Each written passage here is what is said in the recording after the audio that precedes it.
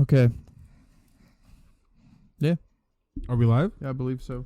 Heck yeah, man.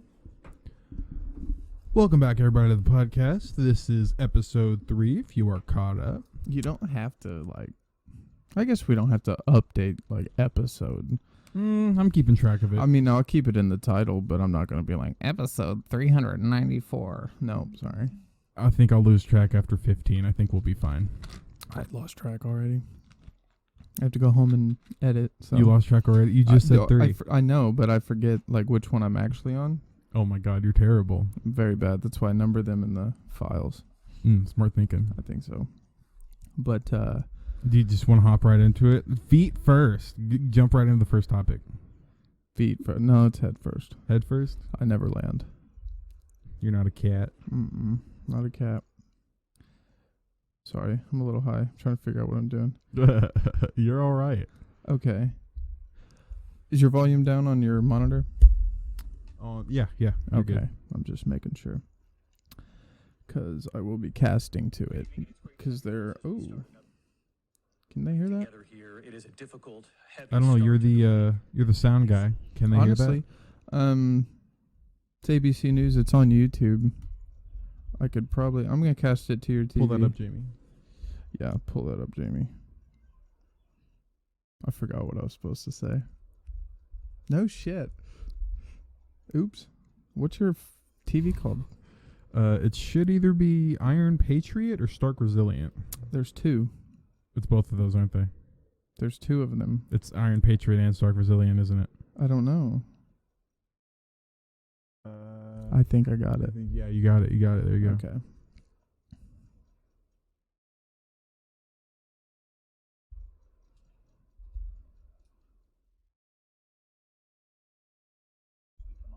You can put your mic up to it if they want to hear it, but A young black man, a young father, outside Minneapolis. It happened during a traffic stop yesterday afternoon, and tonight authorities now say they believe the female officer, a senior officer on the force, mistook her gun for her taser. The family and the community horrified, and tonight a curfew is now in place. That police Have you body seen cam this? video showing Okay, Dante Wright then- outside his car. Then you can see okay, so you've seen the footage? I haven't seen the footage. Oh my god, you but have okay, the reason I bring this up first is holy fuck. that is the dumbest shit I have ever heard in my entire life. I thought so too. But I don't know. Honestly, I don't have an opinion on this one. Okay, I have an opinion, and it is that officer should be fired. Okay, that's probably a good opinion. But yeah, that is absolutely ridiculous. okay, well, watch the video. Turn the volume off. We don't Off? need the yeah, it's not graphic, but it's kind of graphic. Go for it.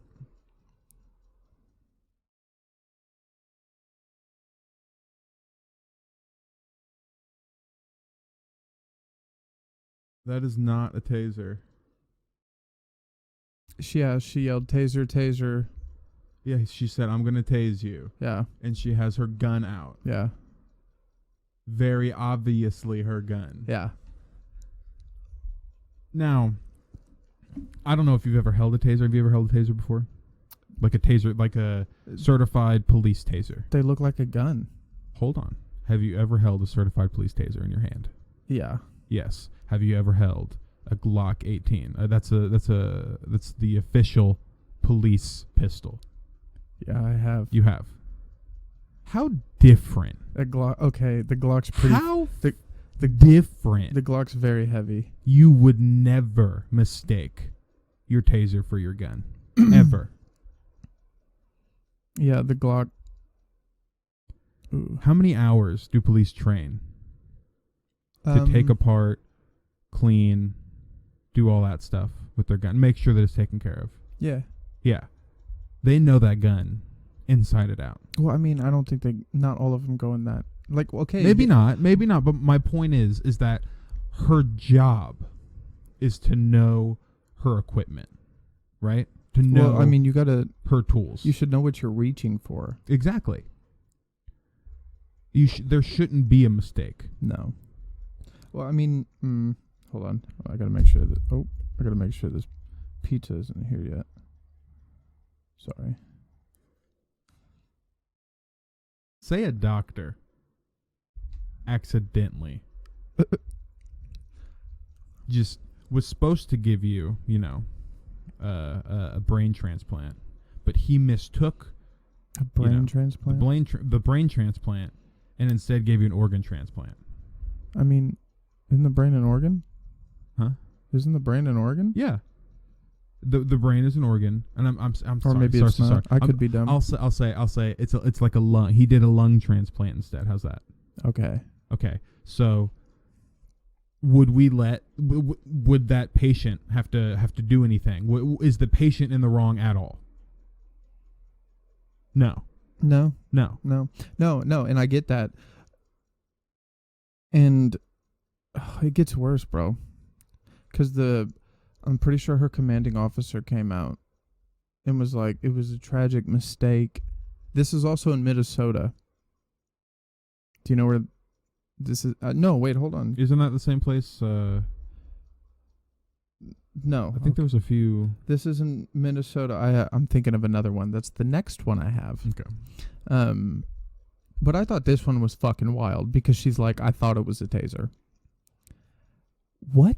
Then she shouldn't be a police officer. Exactly. I think they're calling to just fire her. I don't think I have not.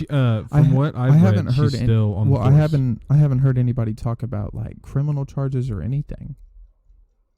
I think she should be held responsible. Yeah, she accidentally fucking killed somebody thinking she was shooting them with a taser. Yeah, that is a life on her hands. I think so. It's negligence.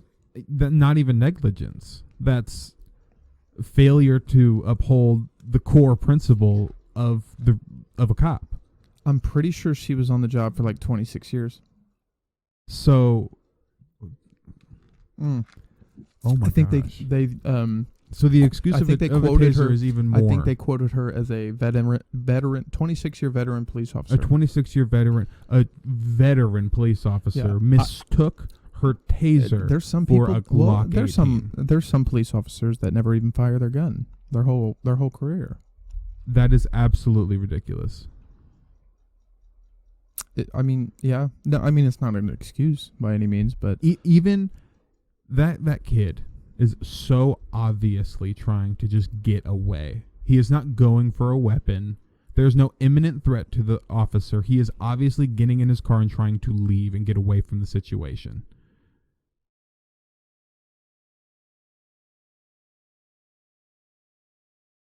And obviously that's resisting arrest. That is a crime, but not a crime that calls for a gun at all. At all. Wow. Yeah.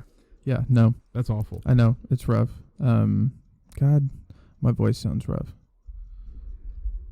If we have audio issues this episode, I apologize. I think my voice sounds weird, but I think it's all in my head, so. It's all in his head. It's okay. Okay. Put on the headphone. You tell me. We're going to do a little sound check just to make my dumbass feel a little better. What's up, Josh? Do I really? You sound fine. No shit. Yeah, you sound All great. right, cool. We can continue. I feel better. Yeah, you sound fine. All right, cool. Next.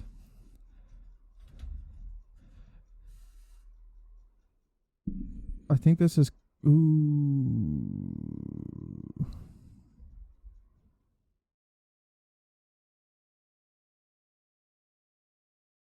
Oh, boy. Do you want to play this video?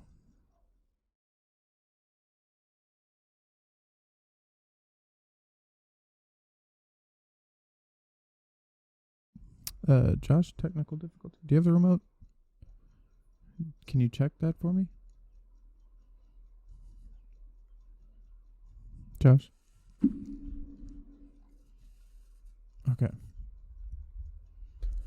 Graphic content warning. This is always good. I know. Fast forward this one a little bit. Basically what it's showing you is these two people right here. And one of them is a 13-year-old boy. The other one, I believe, is a male in their 20s. Why is this 13-year-old boy with the male in his 20s? Watch. They have a gun, too. Just point that out.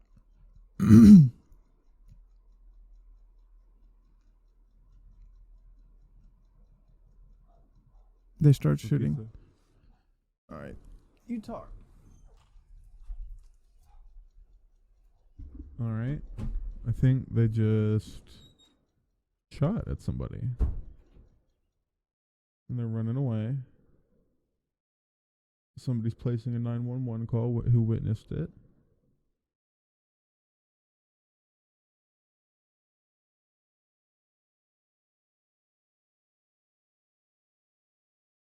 Can't hear anything.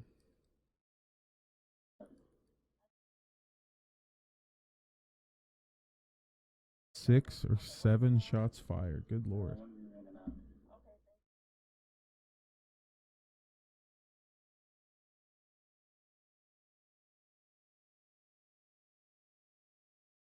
Another 911 call. Everybody sounds so calm.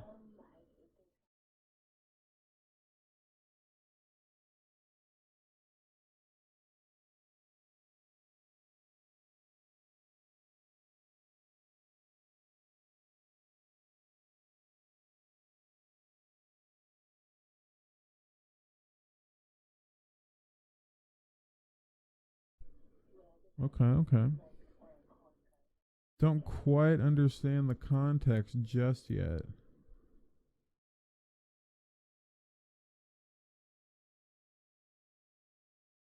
Oh, somebody's running away.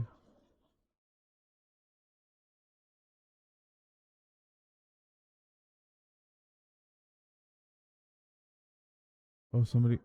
Looks like a kid got shot, and I'm assuming the 13-year-old. We wouldn't be watching this if it was a 21-year-old.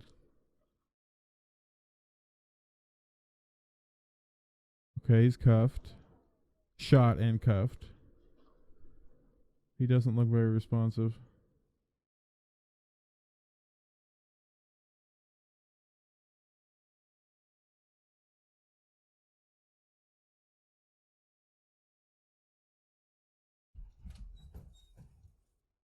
Huh. So I saw the first two 911 calls, and I into the body cam footage. No, it looks like the cop ran up on guy. Okay. I'm assuming the 13-year-old kid. Have you been talking, by the way? A little bit, yeah. Okay. I was explaining. It doesn't look like he went to pull anything, and he got Okay, shot. watch when you get to the actual body cam footage. This is one that's made it to the news. The other one made it to the news, but it hasn't been talked about just as much. This one's different because I'm pretty sure this one's in Minneapolis. He showed him his hands. He did exactly what he said. I know. He said, "Motherfucker, show me your hands," and he throws his hands up. And turns around, Okay, and he but still gets shot. When you slow this footage down, he had a gun in his hand. Uh-huh. He did have a gun in his hand. He had a gun. Okay, see, and it gets weird. It looks like a gun. I have more videos. This is when I started diving into it, and I started looking at which news places were covering this, and I started to get really confused because multiple news sources were like, "Oh, he didn't have a gun," and other ones were like, "Yeah, he did." Well, then I fell down a rabbit hole, and it ended up being a right-wing rabbit hole. But it led me to a couple videos, and one of them was them having footage, like it was the same footage except they slowed it down, and he had a gun in his hand. Right. And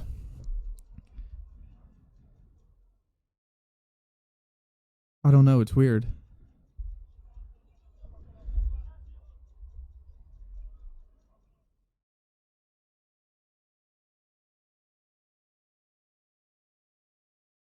It just makes you wonder.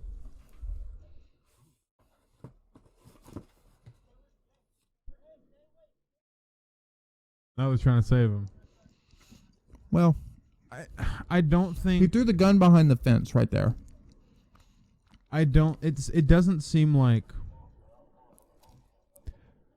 from prior events and shootings, from what I've seen, the guys who intentionally shot somebody never ever jump to be like to try and save him, like the George Floyd incident.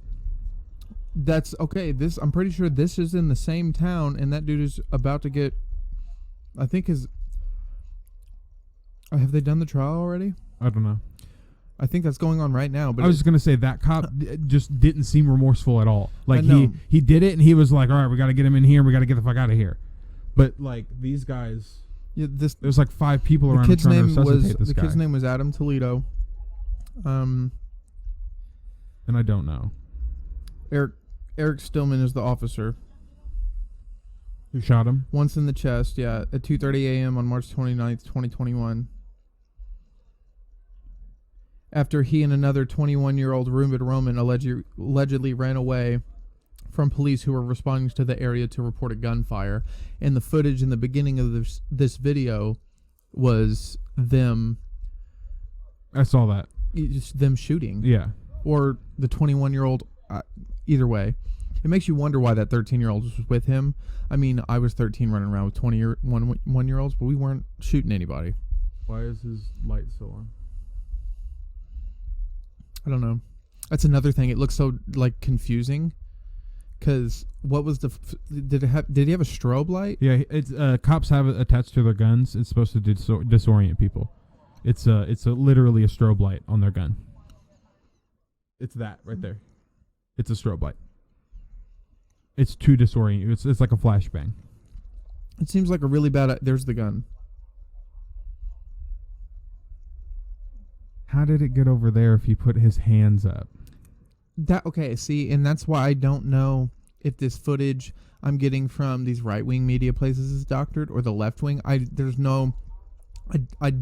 fell into a rabbit hole. You need to find the undoctored footage because you don't know if it's. Well, I don't know if it's doctored or not. You don't know if the doctored footage is the gun or not the gun. That's what you're trying to say. You don't know if it is the gun that's doctored or if him not having a gun is doctored. The official story says he had a gun. Well, on the body cam footage, they found a gun next to the fence, but from the footage, it doesn't look like it could have gotten there. With the story they've provided, it couldn't have gotten there. I mean, it was in his hand, and as he's throwing it, like he turned, and when he right, turned but if you like watch this, the body cam footage, it doesn't look like he could have done that. Well, it's like he was standing at an angle, and the gun was right here, right? Mm-hmm. And keep explaining it to yourself so it's more convincing. No, I'm not. I'm just like, if he had it in his hand, the way he turns it would make sense. The way he would throw it and how it would end up next to that fence is all I'm saying. That would make sense. As he's turning, his right hand would toss it behind the fence, and he's throwing his hands up. But I hate that the body cam footage is only blurry when you don't want it to be. It's true. Because look how clear that is. It's super clear. It's so irritating. I can make out which fucking blinds are open in this window. I know. Ugh. That's so dumb. Well, that's awful. Thanks for showing me 2 awful things in a row. Appreciate you. Well, I mean, are you going to cap it off with another awful thing? I have a couple more awful things. Awesome. Yeah. I have a list full of awful shit today because I wanted to talk about nothing but awful shit because there's a lot of awful shit going on. But hey, it's okay. If that's how life is, then we have to accept it, you know? Life's not awful. People are. I have food over here. You hungry? I am a little hungry. Okay. I'm just going to stare at you and watch you eat it. It's very good. Okay. It's like ASMR. I didn't know that you moved my Thor and Thanos. I had to. You like my crown on Thanos? Yeah, that was pretty dope, actually. The crown you had on. Yeah. There was another subject attached to the Adam Toledo case that I found on Reddit. Adam Toledo is this one right here, right? The one we just watched? The 13-year-old? Correct.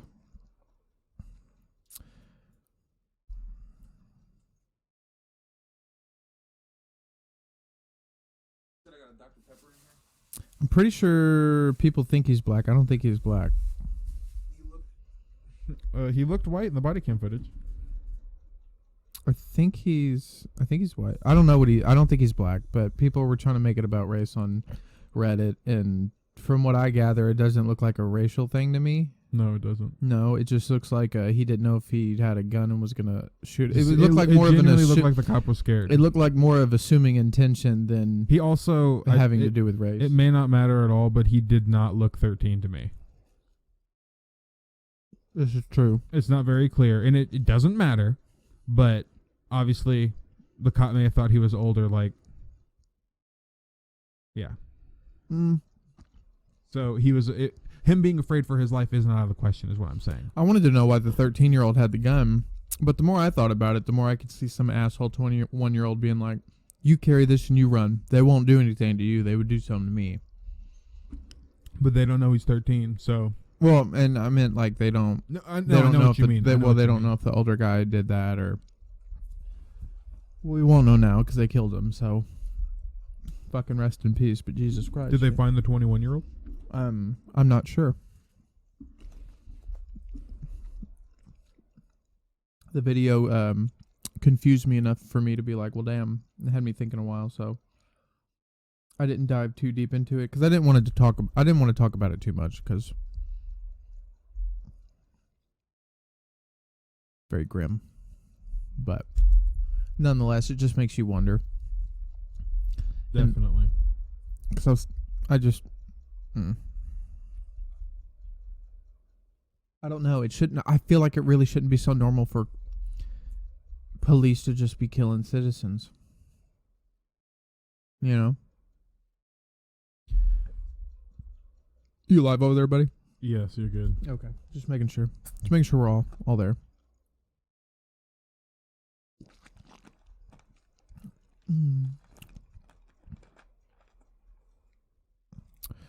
Oh boy, this pizza is delicious. Well, what'd you find? Oh, I'm texting girls.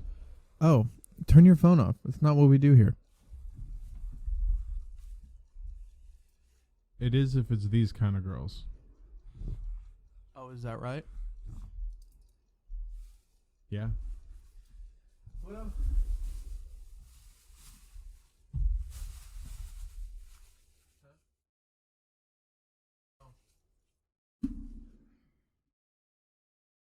Know what that is. Son of a bitch. That was a lot of silent time.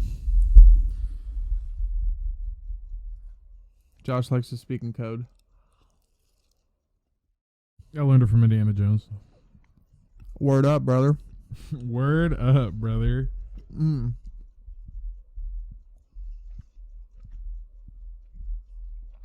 Did you see Joe Rogan's new studio? Yes, the one in Texas, right? His second new one. Not the pill? No, not the red pill. Okay, what? I like the red pill for the record. I did too. People hated it. I'm like, bro, it's a little tiny cave. It's perfect. No, his second studio's like a throwback to his first really nice one we liked. Yeah. And then a mixture of the one right before he moved. Mm-hmm. Like the guests sit in the red backdrop, like the red curtains. Yeah. And then behind him, he's got a wooden wall with the big Joe Rogan neon sign behind him. Nice. Yeah, the first appearance of it, he had the sign on, and it seemed like overkill. Mm-hmm. So here lately, it's been off. But like the lights are dim. Like it's pretty chill. It looks chill. Yeah, it looks nice. Nice. Yeah, a lot of people that like to go to the JRE clips on YouTube and bitch because they can't watch the full episode on Spotify because they're fucking cavemen. Mm-hmm. Yeah, they go there to complain, and they've spoken and they said they've liked it. So Oh, nice. he pleased that crowd for the first time in about a year. Well, that's good. I thought so. You know how funny that is? That people hate If his you want to studio know, so much that if you want to know how much time people spend complaining about things that don't make any sense to me, go to the YouTube comment section on Joe Rogan's experience on YouTube, the JRE experience on YouTube. Go to any of the comment sections on the latest clips, and a topic will be brought up that, man, Joe just needs to come back to YouTube. No one fucking watches him anymore. And they will come there every week to watch these fucking clips to complain about how they don't watch him anymore and they only watch the clips. Right. I don't personally watch it on Spotify, but it's not because I don't. Oh, I watch them. It's just See, and that's crazy. So I'm one of those people that was like, let me try it out, but let me actually try it out. Mm-hmm. So I didn't half-ass it because I used to watch Jerry on YouTube, hardcore, right? But Mhm. I'd still listen to music on Spotify. Right. I have YouTube Premium, so it didn't matter which platform I was on. So the way I looked at it was one or the other. Right. So when he moved all the way, I was like, okay, let me only listen to it on there. And I have, dude, no issue. I can do it on my TV. I don't have the video on the TV. They are working on that though. I always liked if you had it back then, the Beats Music app. That was my favorite music app. I don't believe I had the Beats Music app. That was the best. Oh wait, yeah, I did. I remember that. Look at that fucking pizza dog. Looks Not really you, dog. good. No, me. I'm sorry.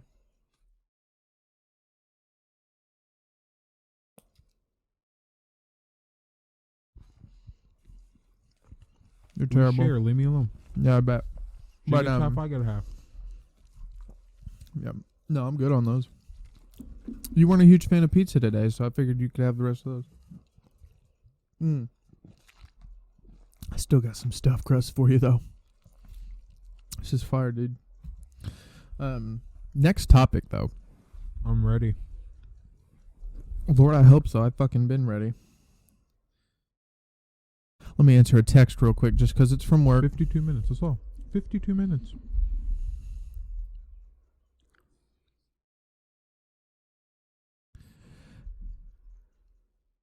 But, okay. So, a couple episodes ago, it might have been the first one, maybe the second one, we talked about the Black Lives Matter, Second one. the co-owner or Yep, the second one. founder, Mm-hmm. buying a house. Yep. Well, it turns out I didn't realize you and I brushed over a part of this topic, and I learned that it was a very important part of the weirdness around her buying this house. Okay. She's a Marxist. Oh shit, really? We talked about this last time, but apparently, from what I'm gathering, a Marxist is almost like a minimalist. Yeah. So there's people on Twitter, like, for example, somebody said, I gotta hand it to Patrice Coolers, quote unquote, my aim is to help black people. I am black, so I decided the person I'd focus on helping is myself, is an impressive, or end quote, is an impressive defense of a Marxist while getting rich off Black Lives Matter. So apparently Marxists, like the whole concept of, like, you're not supposed to take in Mm-hmm. large amounts of wealth and big luxury. Like, you don't Yeah. do that. Yeah. The point is to not do that. Mm-hmm. And to be fair, there's a video, and the way she explained it was her wealth isn't, she doesn't look at it as just her wealth. She looks at it as like her spouse's wealth, and she takes care of her mom, and I think she said she takes care of her disabled brother, Mm-hmm. and she looks at it as their wealth. And I understand that, but it really did sound like a shitty way of kind of brushing that under the rug. Right. And then it just made me think even more, like, what if this co-founder really is, like, what if she does have ill intentions and just doesn't care? Based on the, like, and she just blew it by buying a fucking house because she was like, fuck it. Well, that'd make a lot of sense. I just thought it was terrible. I was like, okay. Of course it's terrible.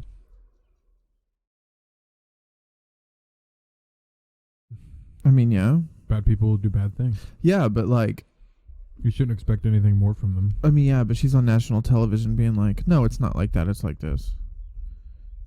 And that seems rough. Don't look here, look there. It's just kind of what it is. And I don't know. It just reminds you of a politician. And then you Mhm. get frustrated because she's supposed to be somebody that's not one of those people.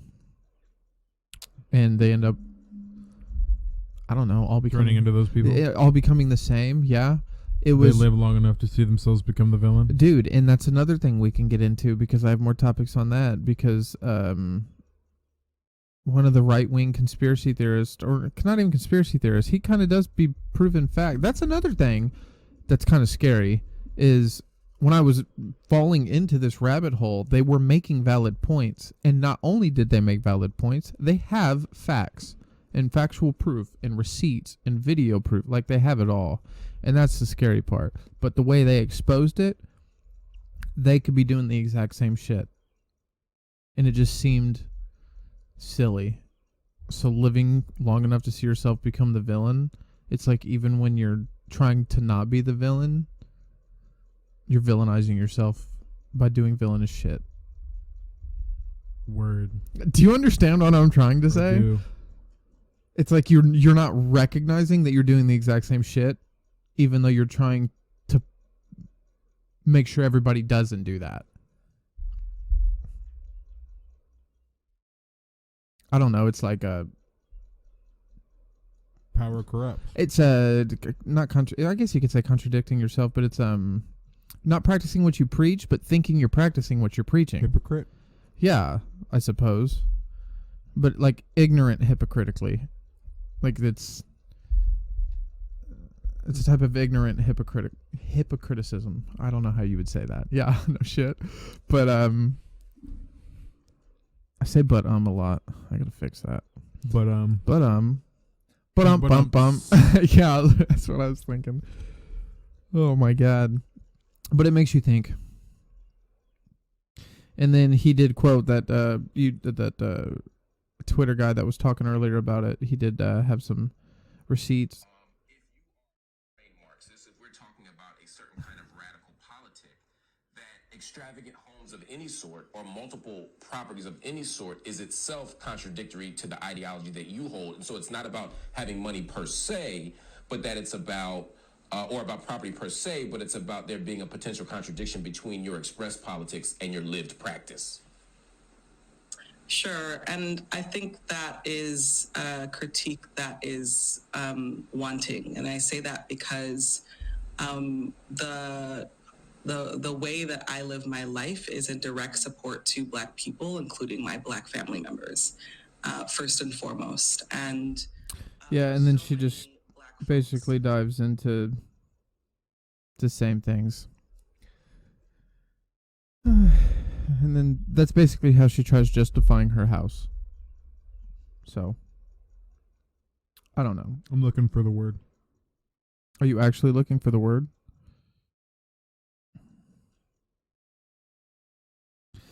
But that was that. Now I have some fun stuff we can talk about. Lord, I went down a fucking rabbit hole. Did you go down a rabbit hole? Yeah. Go ahead. Continue. What? Please, you haven't talked much so far. No, sorry. What were you saying? It was just about the word. It was synonyms for the word hypocrite, and one of them was Pharisee, and it's a Jewish deceiver. You said Farsi? Pharisee. Farsi? Pharisee, yeah.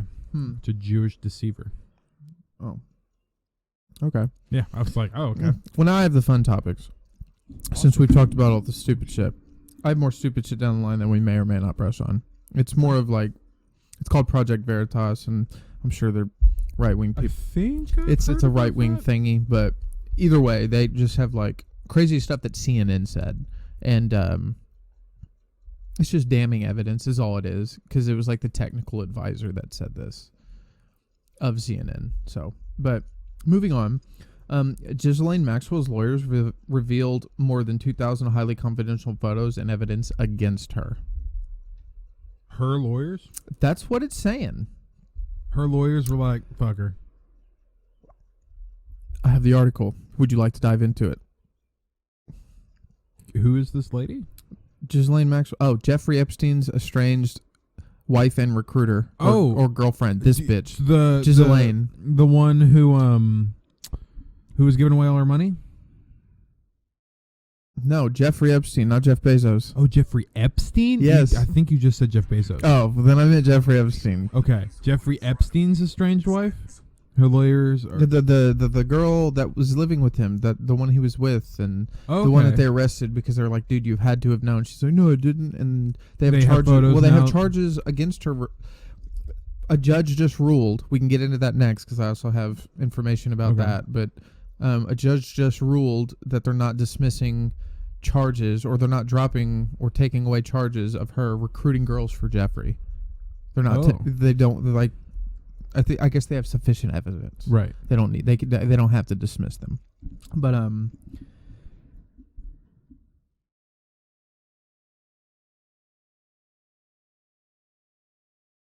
The trial is set to begin the 12th of July. The Independent is... Oh, my God. Yeah. Okay, so... Huh. Maxwell has been held without her bail since her July 2nd arrest in the $1 million New Hampshire home. Refused to open the door for FBI agents who had to break in. I didn't know that. I didn't either. I didn't know she was barricaded in her. She was charged with recruiting at least 3 girls as young as 14. And then the indictment alleged that she would groom victims for abuse and was occasionally there when the abuse took place. Wow.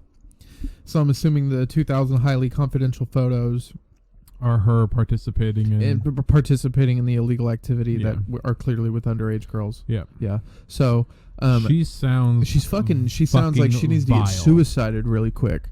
Yeah. Yeah, because fuck. Yeah. She's got a lot of info, dude. Where She has was to. Jeffrey at? Dead. Huh? He's dead. No, where was he held at? Oh, I don't know. Where he died. Died. Right. What was it? They hadn't had a suicide there in over 52 years? Oh, no, I don't know. He was on Suicide Watch. 24-hour suicide watch. I thought it was 72 hour. He was on Suicide Watch, and then the cameras in there weren't working, and I thought he had a fucking bunkmate. And he somehow managed to hang himself from a bed he was shorter than. I believe so. Or taller than. Sorry, yes. Sorry, I said that backward. But he was taller than. That he was taller than. Mhm. My apologies. He'd have to not have air for a while. Yep. It's a terrible way to die.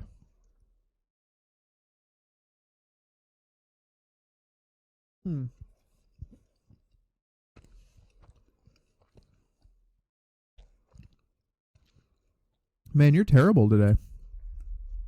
It's D'Angelo's fault. Blame him. I will blame him, actually. Rude. Trying to record over here. I have to... How's your Dr. Pepper? It's actually really good, honestly. Yep. It hits the spot. Very refreshing. You know when that drink hits the back of your throat like a fresh... You know when that drink hits the back of your throat like a fresh Sprite from Walmart? Yeah. Walmart, Jesus. McDonald's. Fresh Sprite from Walmart. Why did I say that so hard? Oh, shit. No, I think it was the fact you said Walmart instead of McDonald's. I don't know why my brain was like Walmart. That's it. That's the one. Walmart on the brain, I suppose. God damn. But yeah, I wonder why the judge ruled against the fact that she wanted those dismissed. Huh. I guess we could find out. You know. How? I have the article right here, buddy. Oh, you got the article pulled up and everything? I got the it's almost like you're professional. Motherfucking article. Yeah, I got more YouTube videos to come too. Oh, this is not what I thought it was. Go back. There we go. Okay, so I guess judge rejects Ghislaine Maxwell's or Ghislaine or however you pronounce that bitch's name. Ghislaine, can't pronounce that bitch's name. Maxwell. Bid to dismiss charges that she recruited girls for Jeffrey Epstein. So I guess she was like, no, I didn't. This is what blows my mind. She was like, no, I didn't recruit. Right. I think that's all she said. That's it? She was like, nah. Not that it didn't happen. I didn't do that shit. Epstein non-prosecution deal ruled to not protect Maxwell. Judge agrees Maxwell can be prosecuted separately for perjury. Oh, shit. They're coming for this bitch's neck. Probably because she was complicit in everything and is only just now admitting that she was way more helpful than she actually was. I mean, this is also true, but... I mean, oh, my Lord. A U.S. judge in Manhattan denied claims that a non-prosecution agreement Epstein reached with federal prosecutors over a dozen years ago protects Maxwell from prosecution. A dozen years ago? Yeah, that's kind of what I was thinking when I just read that. I was like, she also agreed that some of the charges should be tossed out for a variety of perceived flaws. The judge, however, agreed that Maxwell can be prosecuted separately on perjury charges, and she said arguments the defense will make against new sex trafficking charges will be decided later. Yeah. She just sounds fucking vile. Single district plea agreements are the norm. Nationwide unlimited agreements are the rare exception. Yeah, no shit. So he's basically saying that, like, what are you talking about? I guess she thought she was, like, protected in a sense. Right, with this super old deal Jeffrey made. I guess. I don't know. It sounds like that guy on To Catch a Predator that said he had a legal binding contract that made it legal for him to meet up with this 13-year-old. That's a thing? Yeah, dude, you'd be surprised what these fucking men say for their 13-year-olds, apparently. So it doesn't surprise me that she's trying to say some crazy shit like that, too. So... absolutely wild. Are you meeting someone outside? No, I have to run this trash outside though. Oh. And leave it in the trash can. Okay. Well, I'll be here. You be very quick though. Okay. Ghislaine Epstein did not fucking kill himself, for the record. Maxwell, 59, has pleaded not guilty to charges filed against her when she arrested last year in a New Hampshire estate, where prosecutors claim she was hiding from law enforcement. Where defense lawyers say she went to spare her family and herself from media attention and threats. Last month, prosecutors brought superseding indictment to add sex trafficking charges and extend the alleged conspiracy between Maxwell and Epstein to a decade in length, rather than the 3 years in the 90s. Wow, prosecutors also added a fourth teenage victim to the fucking charges. Go fucking prosecutors, but terrible. The judge's ruling came a day after the defense lawyer asked to delay a 12th of July trial until mid-January, saying the rewritten indictment will require more around-the-globe investigation that is hampered by the coronavirus pandemic and the busy schedules of defense lawyers. Okay, so... me? No, I'm trying, man, but, no, this bitch really was trying, and she did not get anything she asked for. If anything, she made it worse for herself. Grab the biggest piece you can find. There you go. For the record, the crust today, bomb. Firecrest. Hi, Tiny. How you doing? I think you're in the shot, Tiny. You want to say hi to the shot? Look to your left. Or to her right. There you go. See? There you go. She looked at you guys. You saw it. Totally. If they view this on YouTube. YouTube shout out. Fuck YouTube. Do you think Jeffrey kills himself? I don't think I've ever asked you this. On a radio show.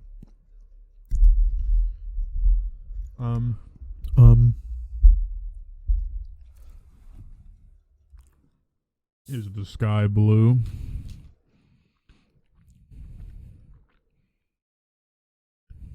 Yeah. No, Jeffrey Epstein did not kill himself.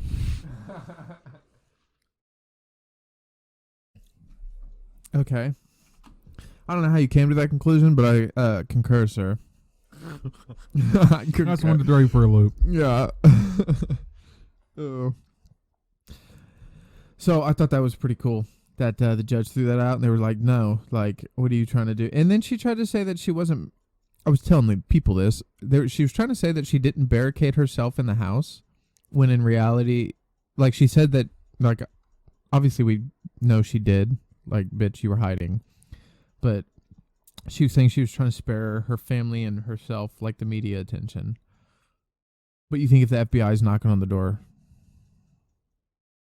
hey, here to arrest you, you should probably come out. It's not media, that's the police. Maybe you fucked up. OJ hide in his house. That's different. OJ had his lawyers speak to the prosecution, and the prosecution agreed and told the court that they agreed that he would turn himself in on his own recognizance. So, like, on his own accord, I'm sorry. No, it would be, if you were released, it'd be released on your own recognizance. But he would turn himself on his own accord. Yeah, I don't even think that was correct. Still, he would turn himself in on his own accord. there you go. That was right. Yeah, sorry, I can't speak today. Pizza on the brain, but that's why they had that. So yeah, no, they were probably beating on her like, bitch, come out, and she was like, no, You're gonna shoot me. the media. I don't touch little kids. I just buy them. That's how crazy she is. I'm just the middleman. Just the middleman. All right, I know you want to talk about it, so I guess we can slide in the 45-minute mark. Fucking Falcon and the Winter Soldier. Tell me about it. We can watch your. Honestly, I know you're gonna pull up a recap. I'm a little disappointed in the cameo. Okay, why? I like how the first time you're engaged in the 45 minutes we've been talking, it's because I had to bring up Falcon and the Winter Soldier. So sadly, spoiler warning. Here you go. I'm making up for the last episode. I didn't give a spoiler warning before I said it. Spoiler warning Thank now you. for Falcon and Winter Soldier episode 5. Good man. Spoiler warning specifically for the cameo. Is it a cameo? Yes, Is it a cameo? it's a character introduction technically. Oh boy. Let me pull up her name, but it is played by a famous actress. She is in a TV show. That narrows it down. Shut up. She, in the comic book, she worked with Nick Fury, and then she eventually turned to Hydra. That's still. It's like half of anybody. Her name was like Madam Hydra. Bro. I am getting her name right now. Hold on. Oh my god. He's over here explaining every character that's ever been evil ever with long hair that has boobs.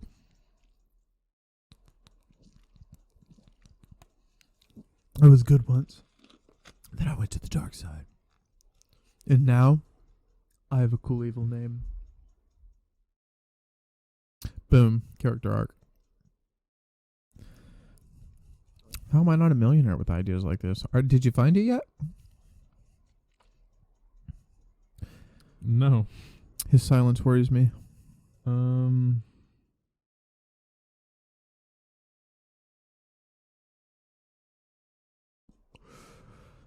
Man. People on the audio podcast are going to be like, holy shit, these guys just sit there in silence sometimes. Sorry, guys.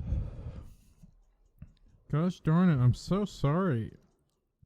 Valentina Allegra de Fontaine. What the actual fuck? I told, and you're giving me shit for not remembering I'm that. glad you Googled it instead of being like, her name is... Right? Okay, Yeah. thank you. Thank you for bearing with me. Valentina Allegra de Fontaine is her name. Allegra de Fontaine. That's fantastic. Madam Hydra. Okay. So they introduce her. Yes. Explain. The cameo came during a scene with John Walker, Wyatt Russell plays Okay. him.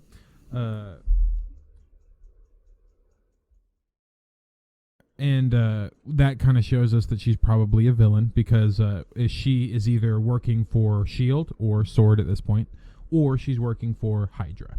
So is S.H.I.E.L.D. sword now? S.H.I.E.L.D. is S.W.O.R.D. Yes. Okay. If you see S.W.O.R.D., they're S.H.I.E.L.D. So they're good. Interchangeable, So they're good basically. guys. Yes. The only reason I'm upset with S.W.O.R.D. right now is because the dude who took over Yeah. from WandaVision, I can't remember his name, but he was an asshole, and the whole point of S.W.O.R.D. is that they aren't assholes. They are really good people. No, and I thought they were supposed to be like S.H.I.E.L.D. to where they're not the military. Yeah, that's the whole point. Like the point was like, no, this like where the whole point was these superheroes, like we're supposed to give them the benefit of the doubt. Exactly. Yeah. More than instead likely, of being like WandaVision, instead of being like Wanda's a fucking, we need to get We need rid to kill her, Did yeah. you say- or whatever the fuck the Director dude was Hayward, trying Tyler to do. Hayward, that was his name. Okay, either way, fuck that guy. Yeah, fuck that guy. But Spoilers I think for WandaVision. Sorry, guys. I think that it just could have been done a lot better because Okay, I once see that. Nick Fury steps in, I think that's a S.W.O.R.D. that's going to be untouchable because the whole point of S.W.O.R.D. is that he's on. Isn't he up in the scrolly thingy though? Yeah, it's a space station. I can't remember its name. It's like the Citadel. We'll go with that. He's up. Well, on a I know space, it's the something mountaintop. along the It's the lines. peak. The peak. It's called the peak. Okay. That's I the knew name. it was like it's like an international space station Yeah. where the aliens are staying and he's housed up there. Or Or is he helping them? It's more. You ever seen the movie Passengers? Yeah. It's kind of like that. Okay. With Chris Pratt and Jennifer Lawrence. Yeah, it's that kind of big thing, and it's floating, and it's that mixed with the Hall of Justice. But they're not going anywhere. No, they're sitting up in orbit. That's why I said Hall of Justice. In orbit of Earth? Yeah. Like, does the government know that they're up there? That's what I'm saying. So. Like, the whole point is that Skrulls, in the MCU at least, is that Skrulls and Nick Fury are going to work together so that there is no Earth influence, so that Hydra can't infiltrate if they're in fucking space. I'm only a little disappointed that they're not using Secret Invasion as a overall arc of a bigger story. Instead, they're using it as a TV show, which is totally fine. It'll still be good. But I really was hoping to get something like the Infinity War saga on the big screen, and I wanted it to be Secret Wars, like Secret Invasion. Yeah. But Secret Wars and Secret Invasion is different, by the way. I know, but I meant it could have been either one, and I would. Secret Wars isn't Skrulls. I don't care. But you want Skrulls. Secret Invasion. No, is I meant Invasion. whichever story they chose. I wanted it to be like a huge overarching story. But the way they're doing the overarching story, sadly, that we're gonna get is Young Avengers. That's what it's leading down to. I don't know if that's a sad thing though. It just depends on who Yes they and get, no. man. We have to get used to the fact that we already know who the Falcon is. That's another person they introduced that I'm going to get to in Falcon and Winter Soldier. Yeah, they introduced a new Falcon because Falcon, Sam, Anthony Mackie, is going to be the new Captain America. Like actually. Like in spoilers, in this episode 5, he trained with the shield. He even did the on your left line in his own way. He runs by his nephews on the porch on their right, so on their left, right? No. On their right is on their right, and on their left is on their left. I'm just fucking he says unless he's running towards them, past them. He's running towards them, past them. Oh, but not up from behind them? Yeah. Oh. So then on their left would be his right. Either way, he runs past him in the way that he runs by and he says "all day, baby." Oh, okay. And it's a reference to "I can do this all day." And it's supposed to be Steve Rogers running around the exactly. It's supposed to be a tip of the cap of him saying he's turning into Captain America. That's what it's saying. Well, that was the whole point. Was Sam was supposed to be the new Captain America, and then Bucky was supposed to be the new Steve Rogers. But now, does it seem like a very, very, very nice detail? Bucky gets nightmares every day, every single night, and he sleeps at Sam's house. And it's the first night he doesn't have a nightmare. It's actually a very nice touch. He wakes up with a smile. I just like the little details in Marvel. And it's the first night he sleeps without having a nightmare.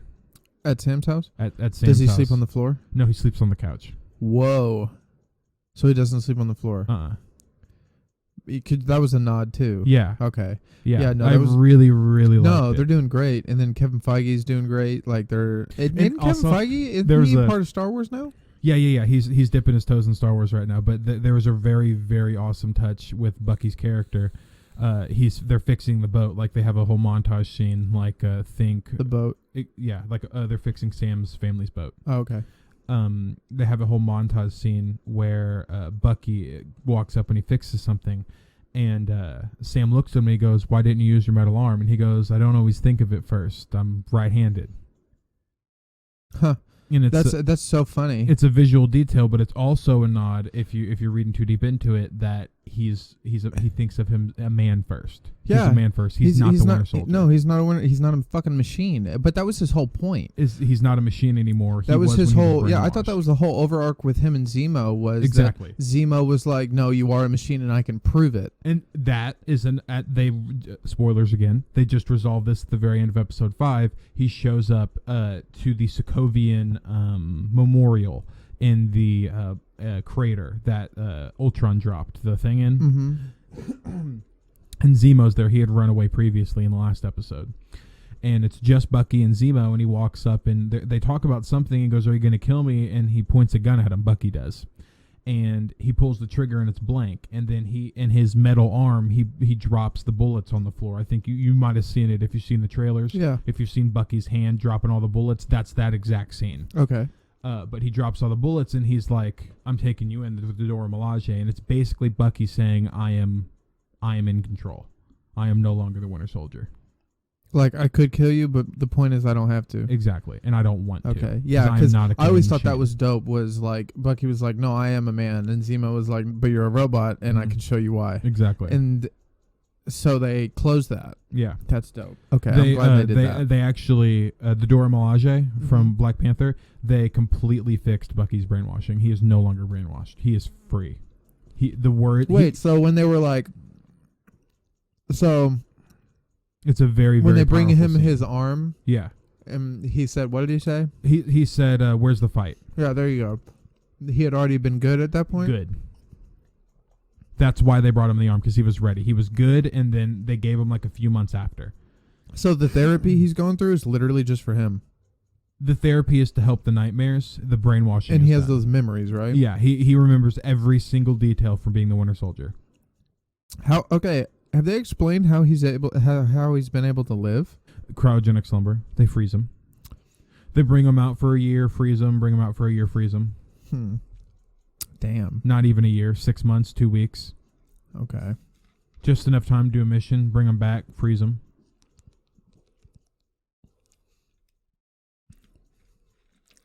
Man, they can do so much shit. Okay, I take that back. They can do so much shit now that they've opened with the... They low-key fucked themselves with the time travel shit.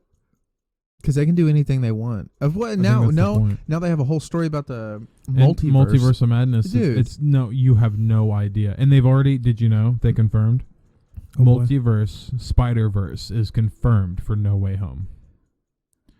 The translation in What does that mean? It just means like Tom Holland, Andrew Garfield, and Tobey Maguire. Like, it's not going to be Tobey Maguire's Uncle Ben. It's going to be Tobey Maguire's fucking Tobey Maguire from Spider-Man 1 and 2 and 3. And Andrew Garfield is Andrew Garfield, Peter Parker from Amazing Spider-Man 1 and 2. I don't understand what that means. I'm saying, you remember Spider-Man Into the Spider-Verse? Yeah. That's Spider-Man No Way Home. That's what we're getting. Tom Holland is going to be Miles Morales. Not literally, but he's going to occupy that space in the protagonist. Okay. What? They confirmed it because Alfred Molina, who plays Doc Ock, Yeah, it said he's going to be de-aged. said he is going to pick up his story when he fell in the river at the end of Spider-Man 2. That is what the director said to him. We are picking up your story from the river. Horseshit. Swear to God. Dude, wait a minute. There's a whole movie after that. Spider-Man 3. Yeah, but he's saying your character's being continued because he wasn't mentioned in 3. Do you think they'll acknowledge why each universe is so bad? I wonder if It's the multiverse. It's literally just the multiverse. I want to know if Andrew Garfield and Tobey Maguire would hop in at Tom Holland's and be like, everything's like so clean and well put together, and then you hop into like Andrew Garfield's and you're like, wow, it doesn't really make sense, but it feels like it should. And then you hop into Tobey Maguire's and you're like, wow, this feels like nostalgic, but you're fat and you cry a lot. Are you Spider-Man? You know what I mean? And you don't look young enough to be me. It's not even that. It's, well, yeah, kind of. Like, do you think they would notice Well, that the whole world po- looks cleaner? The whole point is the multiverse is completely different. Like fucking Nicolas Cage played a Spider-Man in Into the Spider-Verse. They're all So Into the completely different. Spider-Verse, I haven't finished it because I'm a terrible human being. Okay, Do they notice that they look like cartoons? They all look different. That's the whole point. They all know that they look different and that this place looks different. So in this, there's the fourth wall doesn't exist because they're always breaking it.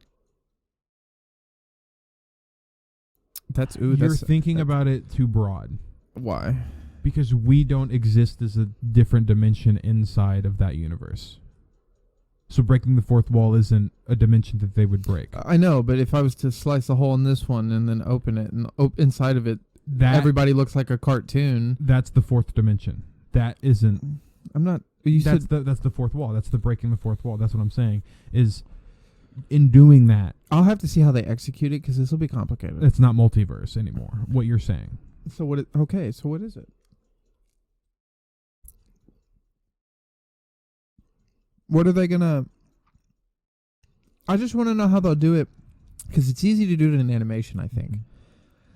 But a live action this is gonna be. Did you think that they could pull off going back to the Avengers and looking at each other from the background before Endgame came out? Yeah, with the technology we had, I knew Okay, we're gonna do but something did crazy. you think that they were gonna do it that good and like seamlessly? You have to remember, right when they show up in 2012 Avengers, we seamlessly transition from going to the surrounding shot, the circle shot of all the original 6, right overhead shot into seeing the 4 of them teleport. I knew. I put all my faith in Marvel. This is when I realized the Russo brothers, specifically for me at least. This is when I realized that Marvel can do anything they wanted on the big screen. Yeah. Was when I went and watched Thor at the drive-in when it came out. Thor 1? Yes. Really? Because I realized blonde fucking eyebrows really did it for you? Would you like to know why? Blonde eyebrows really did it for you. Would you like to know why? It's because I was like, how are they gonna? There's no way they can make the movie mostly in Asgard. It would have to be on Earth. And lo and behold, most of that movie was in fucking Asgard. Do you know what? No. No.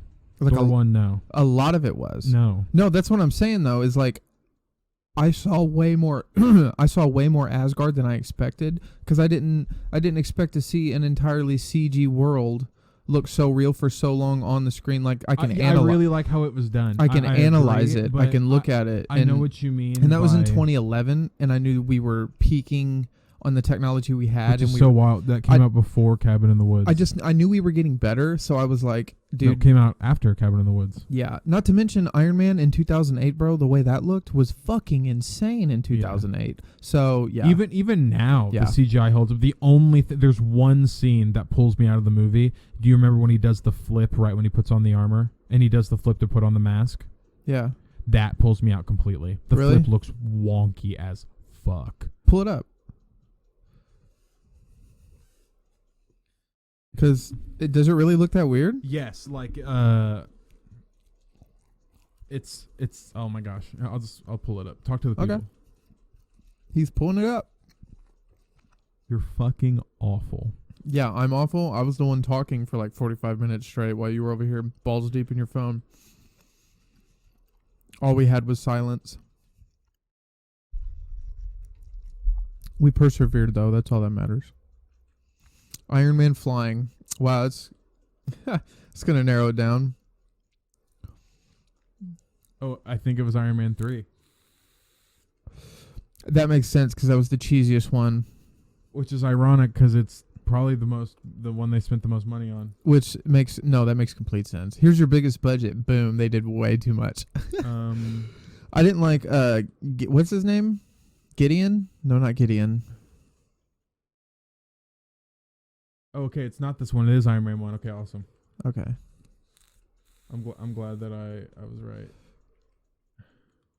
Iron Man flip catch mask. No, go back. Go back. Okay, and then look right there. Flip fix mask. Huh? Left.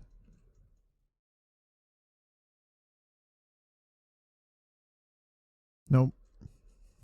Well, I tried to help. I'm sorry. I'm going to Google it on my phone because I can type quicker. I was about to say. Then I'll pull it up. But either way, so it pulls you out. Does it just look funky?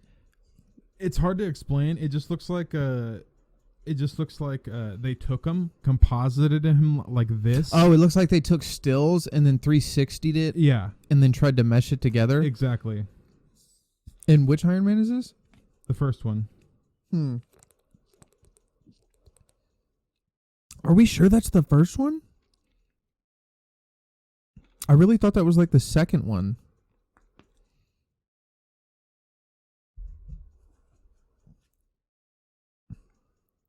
I can't believe you haven't found this yet, to be honest.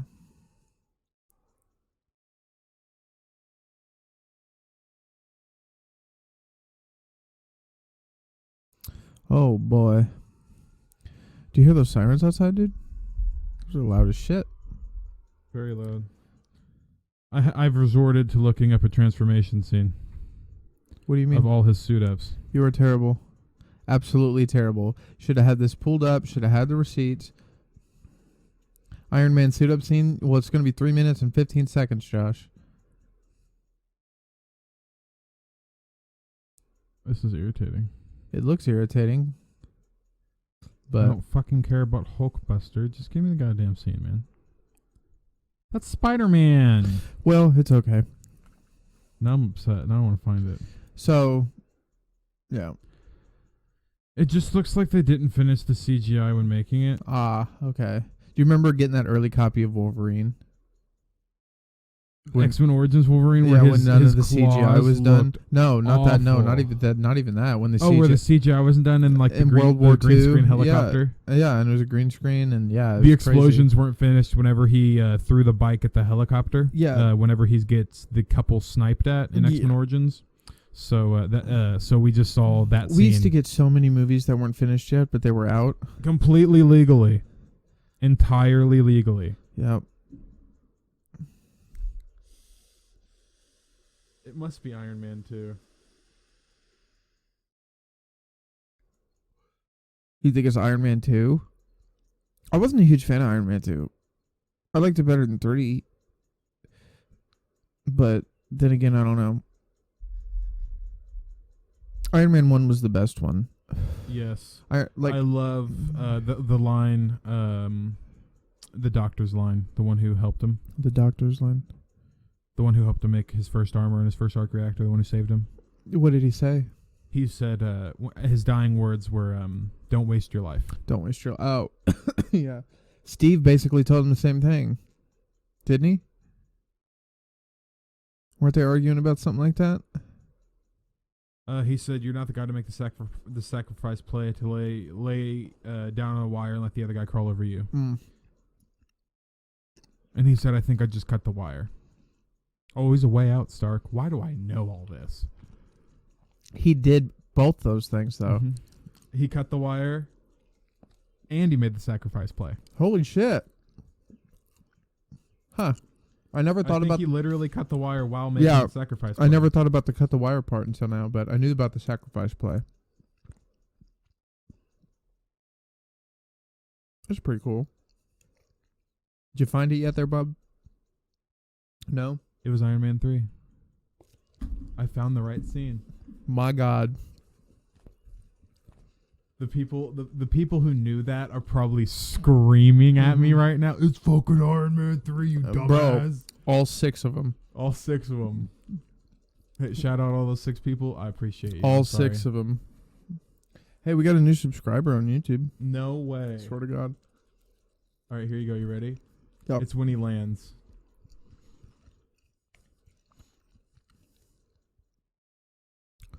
Oh, boy.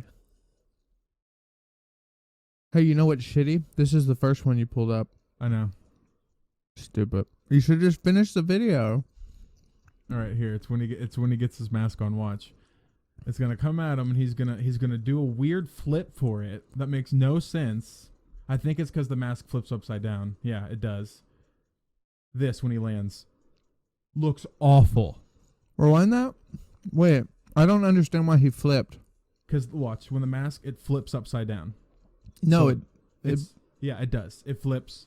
So it's coming at him like this, the Mhm. right way. Here, Okay. I have a mask behind me.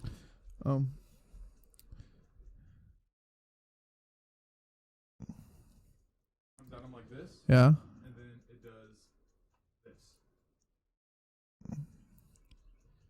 Oh, that's So he flips upside down, so that it comes on his face. so he does like an aerial. Okay, Yeah. so it just looks. So here, look how goofy it looks.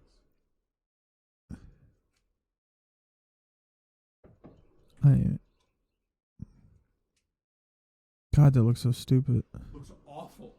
The landing. It just looks so goofy. It does. It doesn't look goofy. That looked goofier. And the helmet on him when he landed. Look at the helmet. Look how campy.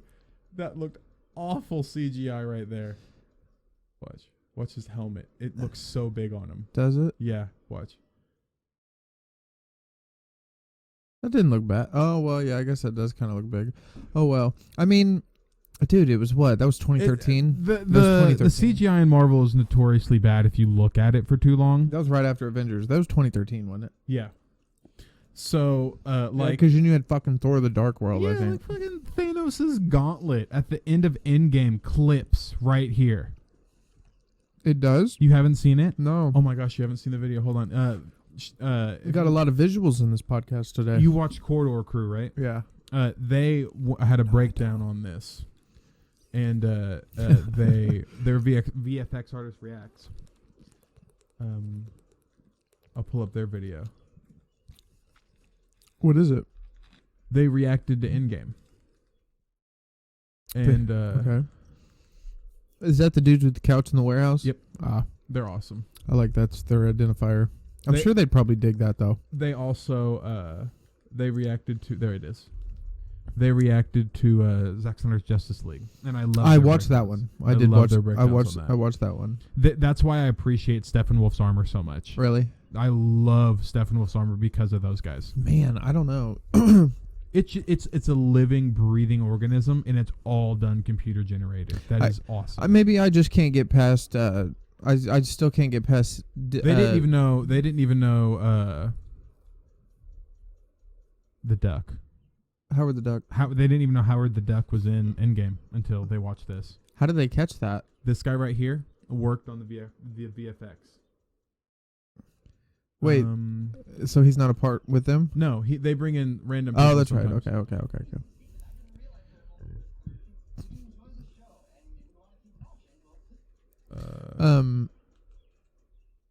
I don't like DC's take on CGI, and I really do think they do it differently. You think that it looks campy, I guess. It looks weird. Yeah, it pulls you out of the movie. It doesn't look smooth enough to me.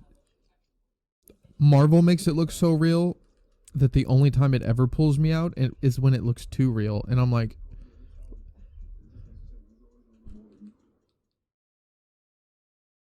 I didn't see it. What the fuck am I looking at? This right here. Mm-hmm. When you do this, your hands morph like this. Yeah. This finger right here comes right through this part on the hand. Really? These 3 fingers come right through this. Watch. Oh. He noticed. He says, "Yeah, we missed that. I wish we'd caught it at the time." That's what he just said. Wait, is that Iron Man's glove? No, yeah, that was the Infinity. That was in-game. That looked like it was on purpose. It looked like the fingers were just moving in and down. It works because it's nanotech. It literally looks like it was. Yeah, it works because it's nanotech. Yeah, yeah. But he just said, the guy who worked on the CGI, we missed that. That is a. So he thinks it's a clip too. Yeah. Oh, not a functionality. Exactly. Oh well, fuck that. I would just be like, no, it works. It's a nano. It doesn't even look like it's clipping. It literally makes looks sense. like the glove's trying to fit his finger properly. Yeah. Yeah. Okay. So I feel you. They're- That's the dude, nerd explanation. no, honestly, he's lucky he did that on. They're lucky they did that on that specific gauntlet. Yeah. Because that makes complete sense. Because Bruce Banner, when it got put on his hand, you remember how it had to get bigger And they were saying the pores stretch on Thanos' face. on purpose. Your pores are supposed to stretch, Goober. No, I meant like they went. Yeah.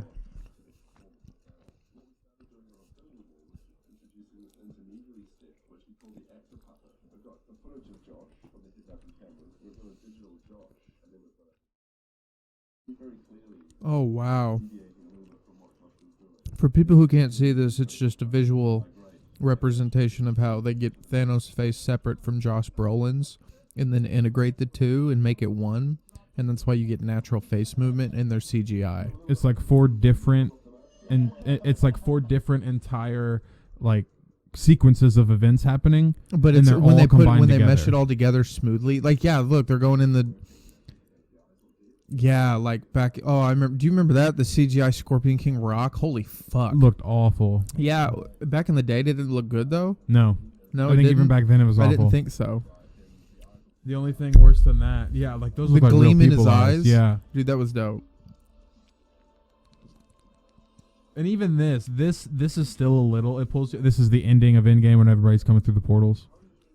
Even that pulls me out a little bit because you can tell it's CGI. Well, but just that's only it's- because the portals. yeah, exactly. Those portals are the clearly- people are all Yeah. real. Now the one thing I don't like is I wish I would have seen more of their property Mm-hmm. because I can't picture this being at the Avengers facility by the end of it. Because I'm like, I didn't think they had that much ground. Most of it is the lake. Thanos blew up the lake, and Doctor Did he Strange. blow up the fucking lake? He shot the entire Well, compound. yeah, no, that's what I'm saying. Yeah. So the lake went to flood, and Doctor Strange sent it all back. So most of what they're sitting in is the crater. Oh my god. Okay.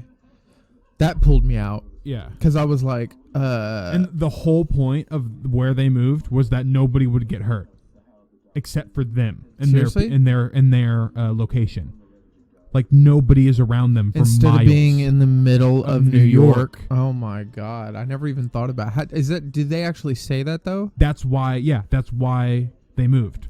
Or do we just assume? He says it's literally after the very first Avenger movie. Tony says, "I'm moving us upstate. It's a little quieter up there. We're not in the middle of everybody."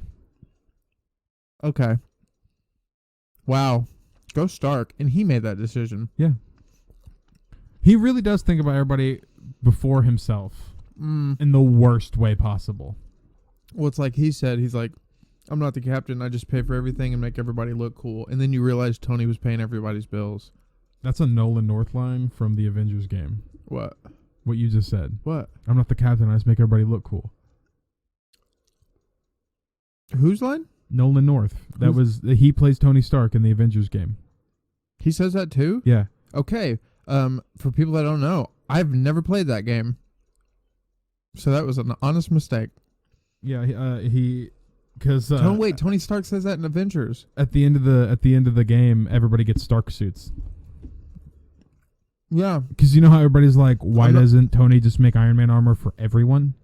Well, no, it's because Kobe called Stark captain, and he was like, no, I'm not the captain. He's the captain. I just pay for everything and make everybody look cool. He says that in the movies. Like I said, Colby instead of her name. You mean, I'm sorry. I used her name, not her name. Do you even know her name? No, I don't. Agent Hill? It's Kobe Smulders. Agent Helms? Hill. Agent Hill. Mariah Hill. Mariah Hill. Oh, well. Colby. She's dope. I'm so happy that she got Yeah, I am big. too. Robin. Out of everybody, like I'm so sad. Ted Mosby was the only one who didn't get famous. Barney Stinson's pretty famous. Neil Patrick Harris was just he's a good guy though. Yeah, but Neil Patrick was pretty big. He was in the Smurfs. That's a big. What else has Ted Mosby been in? Josh Radner's really into music. Check out his YouTube page. Shout out Josh Radner for Shout real. out Josh Radner. I don't mean to call you out. I love Ted Mosby. He's my favorite. Oh, okay. You shouldn't have been with Robin, but you should have. But why did you kill your wife? I mean, you didn't, but the show did. I'm bitter. Oh my god. Okay. Yeah, no. I like the wife. I like the story though. I just watched that entire series the other day. We were talking about it. Yeah. Yeah, no. And I forgot how good it was. and I just finished it again since we talked about it, and it was good again. Yeah. Before. And I just restarted it again. Before we just watched The Office, and all we had was that in the background. It was How I Met Your Mother. Mm-hmm. That King of the Hill. I was never into King of the Hill. I didn't like it a lot. I but, hate it. But The my only sister thing I watched found funny was Glasses. Glasses Boomhauer. Boomhauer. Pocket sand. Pocket sand. He keeps sand in his pocket and he throws it in people's eyes and fights. Is that Boomhauer? Yeah. Well, no. Boomhauer is. I said Glasses and you said the guy with the beer gut and the wife beater. Boomhauer doesn't have beer gun and a wife beater. You're thinking of Hank. Wait. That's Hank Hill? No, he has the white t-shirt and the blue jeans and the glasses. Hank. Yeah, that's Hank. I'm talking about the guy with the trucker hat and the glasses that you can't see his eyes. Boomhauer. There's only one guy who wears glasses. Oh, Dale. Oh my! Why did you think Boomhauer? No, it's Boomhauer. Never mind. It's Boomhauer. Are you sure it's Yeah, not? it's Boomhauer. I don't watch King of the Hill. I don't know. No. I'm like, you're my dude on this, No. and you're failing My brain's me. fried. It's Boomhauer. Dale is the one that wears the wife beater, and he's fat. I could have sworn there was another one. Maybe not, though. No, you're wrong. What? Dale is the one I was talking about. No shit. Boomhauer is wife beater. For real? Hold on, I'm making sure. No. Boomhauer's the one we forgot. Oh, I mixed Dale and Boom. I made them two people. And then I you made them forgot- one person. And then I made you them one. forgot Boomhauer was the person. Okay. I was half right. I was thinking of Boomhauer Bill. though. Bill is the one. Bill. Bill is wife beater. Okay. It's Bill, Hank, Boomhauer, and Dale. Okay. Gotcha. Jesus. People probably slapping their fucking faces against the desk at home like, oh my God. Anybody who likes Yeah, dude. King of the Hill is like, fuck these Anybody guys. who likes anything we've talked about has been screaming. Are you kidding me? I'm gonna finish. I didn't even get to anything. I'm I talking know, about that was Joker. ridiculous. Continue. Okay. The cameo occurred during a scene with John Walker, Wyatt Russell, rather than Sam Mackey and Sebastian Stan. Oh, we're back to Falcon and the Winter Soldier. Yeah. Whoa. Big jump. Continue. We just said. I know. I said just go back. I forget. That's how long ago I forgot your original which may point was. indicate where this character's moral compass sits. Which because we don't know if she's going to be Hydra or on Shield or Sword. Mhm. So since she's talking to John Walker instead of Anthony Mackie, we think she's going to be Hydra again. Okay. Not only that, but it seems that this individual was supposed to appear in an earlier Marvel movie, which is Black Widow. She was supposed to appear in Black Widow. Who was the Madam Hydra. Okay. Valentina Allegra de Fontaine, which is why she's also known by another name in the comics, Madam Hydra. This scene takes place. Spoilers. Episode 5. Spoilers. The scene takes place after John Walker has been stripped of his Captain America title and discharged from the U.S. Armed Forces. After he angrily storms out of the hearing, he's consoled by his wife outside the courtroom until a mysterious figure shows up and interrupts the duo's conversation. The camera pans up and it's revealed to be none other than Julia Louis-Dreyfus. Okay. In the likes of Seinfeld and Veep. She's in Seinfeld. All right. She's this chick. Gotcha. So he got fired for killing old boy in the middle of the street. He murdered a dude. Yeah, he got fired. Saw that. Sam and Bucky went and took the shield from him. Right after that? Literally minutes after. That's dope as fuck. Yeah. They fucking broke his arm to get the shield back. For real? Yeah. Did they beat him up? Yeah. Did he have the dope. super soldier serum?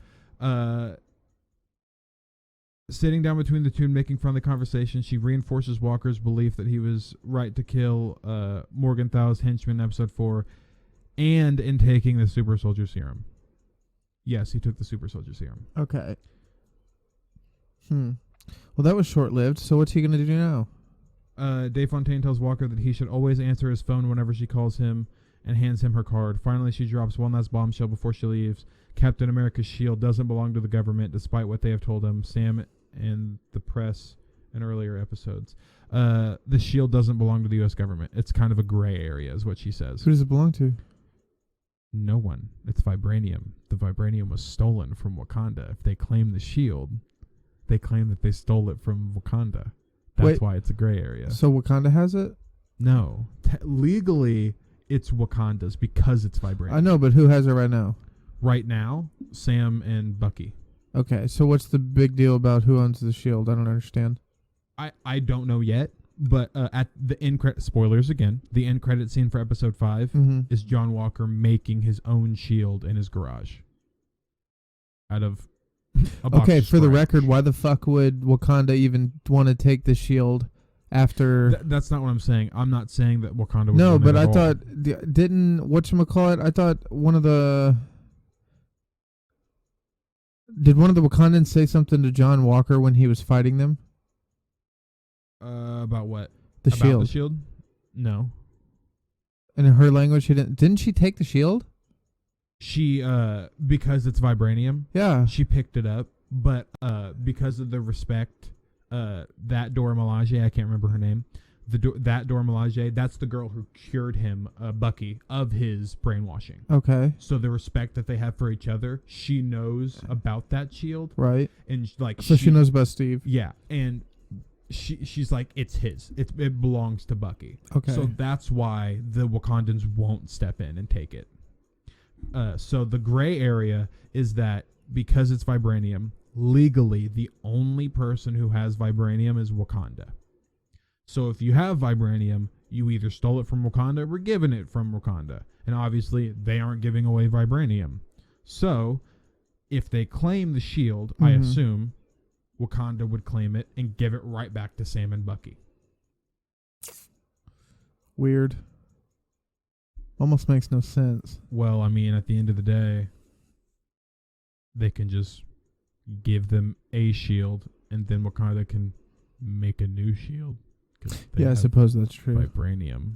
Well, I thought, but That's didn't what I they? thought they were going to do for Cap, and then they gave him fucking baton hands. Yeah, but I thought they mentioned that they were almost out of vibranium. Nope. No, they wanted you to think that in Black Panther, Claw, he literally says to, what else is he in? Age of Ultron. Uh-huh. Age of Ultron. No, you know Sherlock Holmes, Yeah. the one with Benedict Cumberbatch. Yes. You know Watson in that. No. You- Sorry. No, I don't. Literally the only other super famous guy who stands right next to Benedict Cumberbatch in the Sherlock show. No, I don't know. Oh my god. Sorry. The Hobbit. Do you know The Hobbit? Yeah. You know The Hobbit? Sure. The main guy. Yeah. Okay. He is a character in Black Panther. Okay. And he says Wakanda is out of vibranium. You stole the last of it. And Claw laughs at him and says, "You've never been to Wakanda, have you?" How's he been to Wakanda? Claw, I don't know I exactly said how that's he so got weird. How has he been to Killmonger. Wakanda? Killmonger's the easiest and simplest explanation. That's why he knows about it. Killmonger told Claw about it. Who's Killmonger? Michael B. B. Jordan. Jordan. Okay. How long have Michael B. Jordan's Killmonger known Claw? It seems like Claw found out about it very recently. Right. I honestly don't know. What it seems like is Claw was dealing with Michael B. Jordan's dad in the 80s whenever his dad got killed, Okay. because that's the only way he could have gotten vibranium out of Wakanda that early. And then he worked with Michael B. Jordan because in the beginning of Black Panther, when we first meet Michael B. Jordan, he goes to an art exhibit and they misidentified an Aztec relic. I've switched that. They misidentified a Wakandan relic as an Aztec relic. Right. And Claw uses his hand, which uses sound, and vibrates the rust away from the vibranium. Because if you vibrate vibranium at a certain frequency, it causes the metal to shake and like. So Captain America's vibranium shield. can rust though? No. It was like muck. It was just dirt. Oh, okay. It was like it was just stuff over time. I got you. And like that's the first thing that Eric had shown Claw. So I assumed that it was his dad. Huh. Jeez, man. I wonder when they're gonna do stuff like the Mandarin, Shang-Chi. Shang-Chi, or Shang-Chi in and the the Ten Legend, Rings, and and Legend of it's the Ten literally the Legend of the Ten Legend Rings. of the Ten That's the Rings. Mandarin.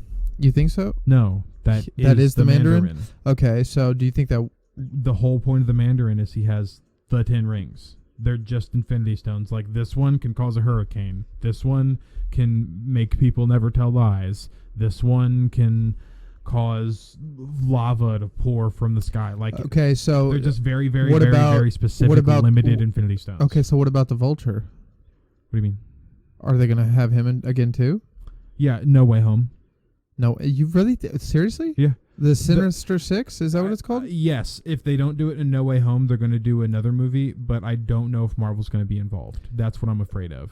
That I they're gonna do know- it on their own accord? You Yeah, think I- Marvel's just gonna give them that Maybe. and It be like, really yeah, just take your own take on it? It depends. That's why I think they're going to do multiverse in No Way Home. How? Because Wait, if they do multiverse, they how can would that literally, change it? Because they can move Tom Holland Spider-Man into his own pocket dimension and give Sony its own pocket dimension and tell him to fuck off. But then Tom Holland would be cut off from the MCU, and Exactly. how would you explain him not talking to them anymore? He loves the Avengers. No Way Home. You have No Way Home. He has No Way Home. Okay, but imagine living in a world that's normal, but then knowing you're literally alone in the universe. Exactly. Well, he wouldn't be alone. But you just said. I'm saying Tom Holland would go to his own pocket dimension, but he would have all the Sony properties with him. So he would have all the Spider-Man villains. No, but I meant pocket dimension. Would Spider-Man in the movies know that he's alone? It just depends on how they do it. That's what I'm saying. Because he could go through a different dimension and then get his memory wiped. They're not gonna fucking do that. They might. No, they're not. But the I think it's the Uruguayan translation Mm-hmm. for Spider-Man No Way Home is Spider-Man Heroes Without a Home. Heroes Without a Home. That could be a stretch. It could be, but Heroes Without a Home. But at the same time, it if could be legit. we already think it's multiverse and Spider-Verse. I mean, yeah. Fuck. I don't know what direction they're going to go in, specifically because it's Sony. They saw how well Into the Spider-Verse did, dude. There's Yeah. no way they're not going to capitalize on I it. know, but I feel like Sony's a wild card at this point. Sony is great at animated movies. Well, they need to fuck off in other directions. Because Spider-Man Into the Spider-Verse was a fantastic movie. You've seen it, right? Kind of. It's really good. I have a hard time I'm weird about animated movies, It's though. okay. But they're making Into the Spider-Verse too. And the theory is that Tom Holland's going to show up in it. Really? Yeah. At least as a voice. Hmm. He's going to voice his Spider-Man from the MCU. Man. I don't know. They Because already Tom Holland's talked about he doesn't want to do Marvel right now. They already got Not Marvel. He wants to take a break from. Do you remember the 90s Spider-Man? They already said that's not happening. I already saw that. Yeah, What? that he's not going to be a voice in it. The '90s Spider-Man was like, no, I am not in it. He already confirmed that he was. No, they just said that was a rumor. That's not real. I literally just read this the other day because I saw the same thing. It was like, that'd be dope because that was my favorite Spider-Man. Yeah. But I've read multiple articles that are like, no, this is not real. Okay. So That's whack. I thought so, but at the same time, I've heard a whole bunch. We also heard this before about Andrew Garfield and Tobey Maguire, and then they got caught at their fucking costume fittings, Yeah. pulling in the parking lot, and it would have been different, but they got caught in the same parking lot a couple hours apart. For real? Pretty sure. Either Yeah, that or a couple days apart, but they were in this. I know They that got caught getting back into their cars, and it's usually, I guess, supposedly where they had a costume fitting for Spider-Man, like a Spider-Man movie, and it just so happened to be Tobey Maguire and Andrew Garfield were in the same parking lot within a week of each other, I think. Which, if you ask me, that's way too big of a coincidence when you're filming a new Spider-Man movie and you already have rumors circulating that you both just so happen to be reprising your famous Spider-Man roles. And you're at a fitting. Yeah. Where you got Spider-Man outfitted already? Exactly. No, dude, there's no way. That's what I'm saying. So I was like, well, you guys might have gotten caught in 4K. So Smile done caught you in I 4K. fucking caught you, buddy. Sorry, but and then whatchamacallit, Doc Ock, Alfred Molina. bro. So this just furthers my point. And Electro. Don't forget Jimmy Fox's Electro. Exactly. And the fact they still have yet to come out and be like, yeah, that's happening. Why wouldn't that be happening? They have to be doing something weird. What exactly? That's the only thing I can think of, which is That's funny. why it's Spider-Verse. That's why it's irritating. How interesting could it possibly be that they just won't address it? They're doing everything. Okay, They're but doing hear me out, everything hear me but out. addressing it. On the lead up to Endgame. The title. You're talking about the title? Whatever. They let us. How many No. times were we like, bro, it's Endgame? And they Bro, were like, you nah. remember the stupid piece of shit Nah. picture they released? You know it says Do you remember Endgame in that- that picture. Does it really? Yes.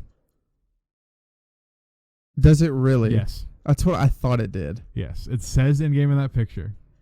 You're talking about the picture like behind the scenes Yes. photos. And you the, can see. the picture we analyzed for 6 months. Yeah.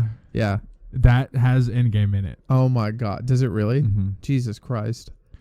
Dude, I remember so I many used to theories stare for at this names. photo for All so for the name. or for the, I just wanted to for know. the name. Well, the name gave away so much because we either knew this was like at the time it was going to be that movie that destroyed our dreams, but also like opened them, or it was going to be the movie that ended a lot of things we liked. And luckily, we got. How do you say that? The latter of the two. The latter, yeah. We got the latter means the last thing that you said. Oh, then we got the first one, or the. No, you said we got a shitty movie or a movie that ends off everything. We got the latter. No, I was saying never. So we got the movie that ends off everything. No, I was summing it down. No, but you said it wrong because my first point was that it was good, but they were also ending things. But we didn't know how they were going to do that. But the title gave away a lot of that. And the title definitely was a big reveal. So when it came out and we just so happened to be right of guessing it, because we said it was Endgame for a while. What? I'm listening. Okay, what were you talking shit about over there? I wasn't. I'm listening. I heard you mumbling. I'm not dumb. I heard it. I can go. I could literally. I'm gonna go back when I go back and when I go back and edit it. That was gonna be really loud. So thanks for that. I can't wait to clip that out. But I can go when I go back and edit it. I will hear what you said into the microphone. So it's okay. Good. I was talking just enough under you so that you have to leave it in. Oh my god. I did that to you earlier too. You did? Yeah, I did. You fucking asshole. Do you have any more topics? You said you had a bunch. I did have a bunch, but then we started talking Falcon and the Winter Soldier and then fell down a rabbit hole and somehow got into King of the Hill and now we're on Spider-Man. So that happened. And Spider-Man still pisses me off. Why? Because I feel like they're almost doing too much in a lot of ways. How? I don't know, because this could only go really well or really bad if it doesn't go well. It always can just go really well or really bad. I know, but this is like a big one because you have such a weird relationship with Marvel and Sony on top of the debacle they had almost a year or two ago. Yeah. And that was a huge deal. At least they made it seem like one. I don't know if they did that for marketing purposes, if it was on purpose, or if it actually was a big deal. Right. But either way, that's what we saw. And then all it takes is them not being in a certain relationship anymore, and then they can branch off, and it doesn't even have to be smooth. They could just cut ties. Exactly. Because I'm pretty sure Sony has that option, don't they? To cut ties? Yeah. To step out of the deal. I'm pretty sure they have the creative control to be like, no, we don't want to do it no more. I think so. I think so too. I think they have that power. I don't think Marvel can be like no, because I don't think Marvel has any reason to not say yes. I think they would always be like, no, let's work together because we want to use that property, you know? But I feel like, which is funny because you think Sony would want us, but they have seemed to have acted like they don't. And that's why I'm confused. What do they think they have that is so great? Do they think it's just Spider-Man? They think because of how good Tom Hardy's Venom did that they got it now. You really think that's what did it? And Spider-Verse, Into the Spider-Verse. You don't realize how good Spider-Verse did. One could argue they thought they did it with Tobey Maguire's and then just didn't capitalize on it because nobody was thinking of a cinematic universe at the time. Which is funny because they kind of did capitalize on it before anyone else. I think people see Tobey Maguire's through a rose-tinted filter. I don't like it. I don't like him. What? Tobey Maguire? Yeah. I don't like the movie at all. No, which one? One or three. I love one. 2 is pretty good. I like 1 and 2 for nostalgic purposes. It's hard for me to watch 3. Now, I am impressed with the CGI in it. Well, I don't like 1 because as good as the Green Goblin costume looks for what it is not even close to comic accurate. That's terrible. It looks fucking awful. Oh, and then what about that I can get over. I like that. What, him having the spider webs? Yeah, that makes sense to me. He produces silk. That makes sense. Yeah, that kind of doesn't make sense. And then him being able to crawl. Walls. Can't he crawl walls and not make silk in the normal one? He can crawl walls. Okay, so would it make sense that you would make silk? Exactly. Okay, so yeah. That, because even when I watched it as a kid, it didn't take me out of the movie. It made sense to me. Didn't even think twice about it. People just thought it was gross. Yeah, I think it makes more sense that he makes it because it also makes him look smarter. Like, it makes it like he knows what he's doing. That's the whole point, is that he rivals Tony Stark on intelligence. Oh, yeah. I think so, too. And that's why I like Tom Holland's. Yeah. Because they even showed you him making his web fluid in class. It's almost like DC doesn't understand. We want it to feel like a comic book. Yeah. but we don't want to look at it and go, that is cartoonish enough to pass as a comic book. Yeah. Like, there's a difference between that and making something come to life. Exactly. So when I watch Marvel, it's literally like, it looks like the stroke of a pen. It looks like you have people that care about what they're doing, and they look at the source material, and then they have a vision, and they see it through to the end, and they make sure that they attach, like, I don't know, fucking sweat to it. You know what I mean? And then when I look at DC, I'm like, man, were all these dudes just drinking coffee in a dark room smoking cigarettes with the lights off? And they were like, that'll do, That's pig. exactly what they were doing. That's what it's like. Literally, every time I watch a DC movie, I feel like I need to go outside and stand in the rain with an umbrella and smoke a cigarette. I feel like I'm in like a noir setting. I need to go solve a case because my lady's done me wrong. Because your lady's done you wrong? Yeah. I think that fits for Batman, though. Dude, that's what I'm saying. It makes me feel like, I don't know. I guess that would work for Batman. Yeah, the world's greatest detective. But that's, I think, isn't that his like whole thing? Yeah, there's actually a Batman noir. Yeah. What's the Batman that's based to where he solves Jack the Ripper? Or that's his Joker is Jack the Ripper. Gotham by Gaslight. Okay. Is that good? Yes. Is that can I watch that or do I have to read that? There's one animated movie about it.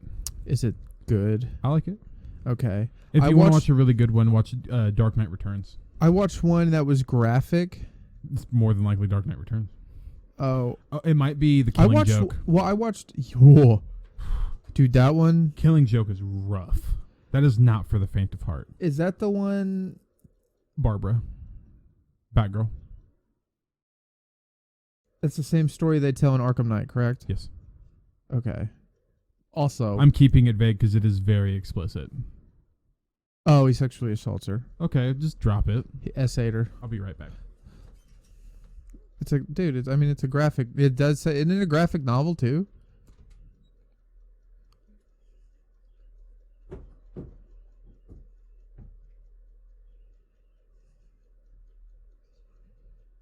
Yeah. It's okay. It happens. I already got him food.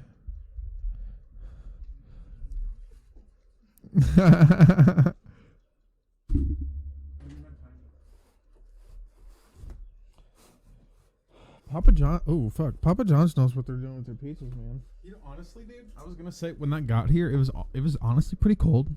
Mm. It was pretty cold. It was cold pizza, but I like cold pizza, and Papa John's cold pizza The cold pizza's good, man. kind I'm of telling hits you. different, Yeah. dude. Pretty smart. Like Domino's cold pizza tastes old, but that like They have good bread. yeah, like it just tastes really good. What were we talking about? The Killing Joke. DC Killing Joke, yes. Yeah, that is a really, really good story because it kind of shows you the Joker and Batman's how alike somebody can be. Dude, is that the one to where at the very, very end They're laughing with each other. Okay. That's what happens. Okay, at the if very that's end. okay, yeah, if we're talking about the same one, honestly, watching that changed me. Yeah. At the very, very end, they laugh together, like madly. Not even that. Joker told him a joke and it was funny as fuck. It was pretty funny, yeah. Like, but it was one of those to where it was supposed to be dumb. Yeah. But I don't know. It humanized Batman, and then it made you realize like they don't, And- because he and- really wanted to kill him that night because and- they were really like Yeah, they were there. He broke Batman at that moment. That is why they were connected so hard at the end. and that was what Bruce was contemplating the whole time was, can I kill him as Batman and live with it as Bruce Wayne? Exactly. Because it's affected him so much that it does bleed into his normal part of his life. Because he knows if I killed Joker the first time I ever brought him in, so much pain would be done. Like done. none of it would happen. None of it would. Barbara would still be able to walk. Yeah. Wow. Jesus Christ, dude.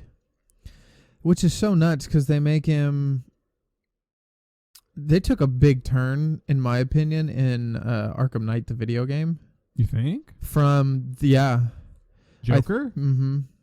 I think Did you play through that entire thing? Arkham Knight. Yeah. Well, didn't Have you 176% completed it? maybe not. Okay, because I'm still not done, and I've got a lot of backstory. That motherfucker's scary. No, I take that back. I think I've actually beat the game. I know you've 100%ed the first story. No, I think I've done it. Did you beat the New Game Plus? Almost. Yeah, I'm at I know you were stuck on that one part. I got past that. I think it's like 182%. He was stuck inside the room. No, I was underneath the tunnel with the militia outside, you go in the little bar. You go in the little room. You can't walk out the door. You get shot, and you have to go through this entire fight beat scene. down. Yeah, and these motherfuckers, if you're in hard mode, bro, they don't have a hit indicator, so you never know when to click Y. The hit indicators. That shit's easy. Shit's easy, but I still died a lot. No, the shit that fucks me up is when I don't get because you have to get a momentum going to get the knockout punch. Yeah. If I always fuck up on the momentum and go in the direction where there's either not a dude or it doesn't hit them or they block it. Or the dude who you can't hit, you have to stun first. Yeah, exactly. So it messes me up a lot. I wish when you got upgraded enough, you could just keep clicking X and it auto did everything for you when you had enough upgrades. That would be awesome. Like it auto stuns if it's a shield guy. That'd be cool. The game would be too easy. Well, yeah, but the whole point is that at the end of the game, it is easy. Because you're Batman. Yeah, but... I'm Batman. I'm Batman. Stupid. Those look terrible on the screen. Rachel. Where is she? Where are they? Where are the drugs going? Dude, Christian Bale was one of the best Batman we've ever had. Shut the fuck up. You do know that Christopher Nolan and Christian Bale recorded it with regular Christian Bale voice. And Christopher Nolan said, nah, I don't like it. And re-recorded the entire movie. And now Christian Bale come in like 8 weeks later and re-record with that voice, with the deep voice. I don't think that's true. That is true. Okay, if that's true, they have the best sound guys in the entire fucking world. Well, yeah. Because there's no way. We're talking about The Dark Knight, right? Yeah. It's either The Dark Knight, Dark Knight Rises, or Batman Begins. He did not talk like that in Batman Begins. It's one of the three. I don't remember. It's Dark Knight. But I know it was, if not the entire movie, at least 75% of the movie, he had to go back and overdub. It's or a at least voiceover? redo. Either that or they completely redid the scene. There's no way they did 75%. They didn't reshoot 75% of that movie. I know that he did one voice, and Christopher Nolan did not like it, and he went back and did a deeper voice. Google it while we talk about it, because this is crazy. So if that's the case, yeah, they have the best sound guys in the world, because I don't watch a Christopher Nolan movie and worry about the sound, because I know it's going to be crazy anyway. But it doesn't sound like a voiceover. Like, yeah, it looks really well done. It looks like he's actually saying it just like that. They had to have done reshoots, because it doesn't look like he's... To talk like that, you look like you're making your voice that raspy, you know? And deep and like muffled. Yeah. So you'd think it would show it in his face, and it does. So maybe some of the scenes they actually just reshot. Heath Ledger's Joker, though, man. I fuck with Joaquin Phoenix hard, though. That man. I've liked him since... What was he in? His brother was River. I can't remember the Bubble movie. People know what I'm talking about. It's from the 80s. Did you find it? No. Not yet. Well, damn it, Josh. You got to find it. Shut up. People are counting on you.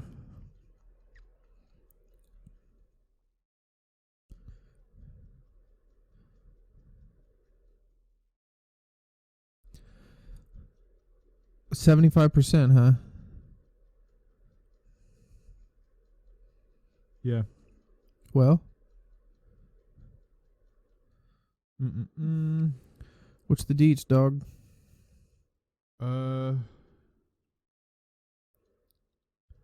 Because I believe it. I'm just surprised with Christopher Nolan, that's all.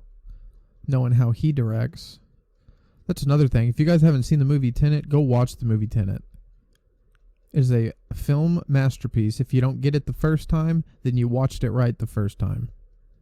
Watch it again, And then if you still don't get it, watch it again. It's a phenomenal movie. It's one of my favorite takes on a spy thriller.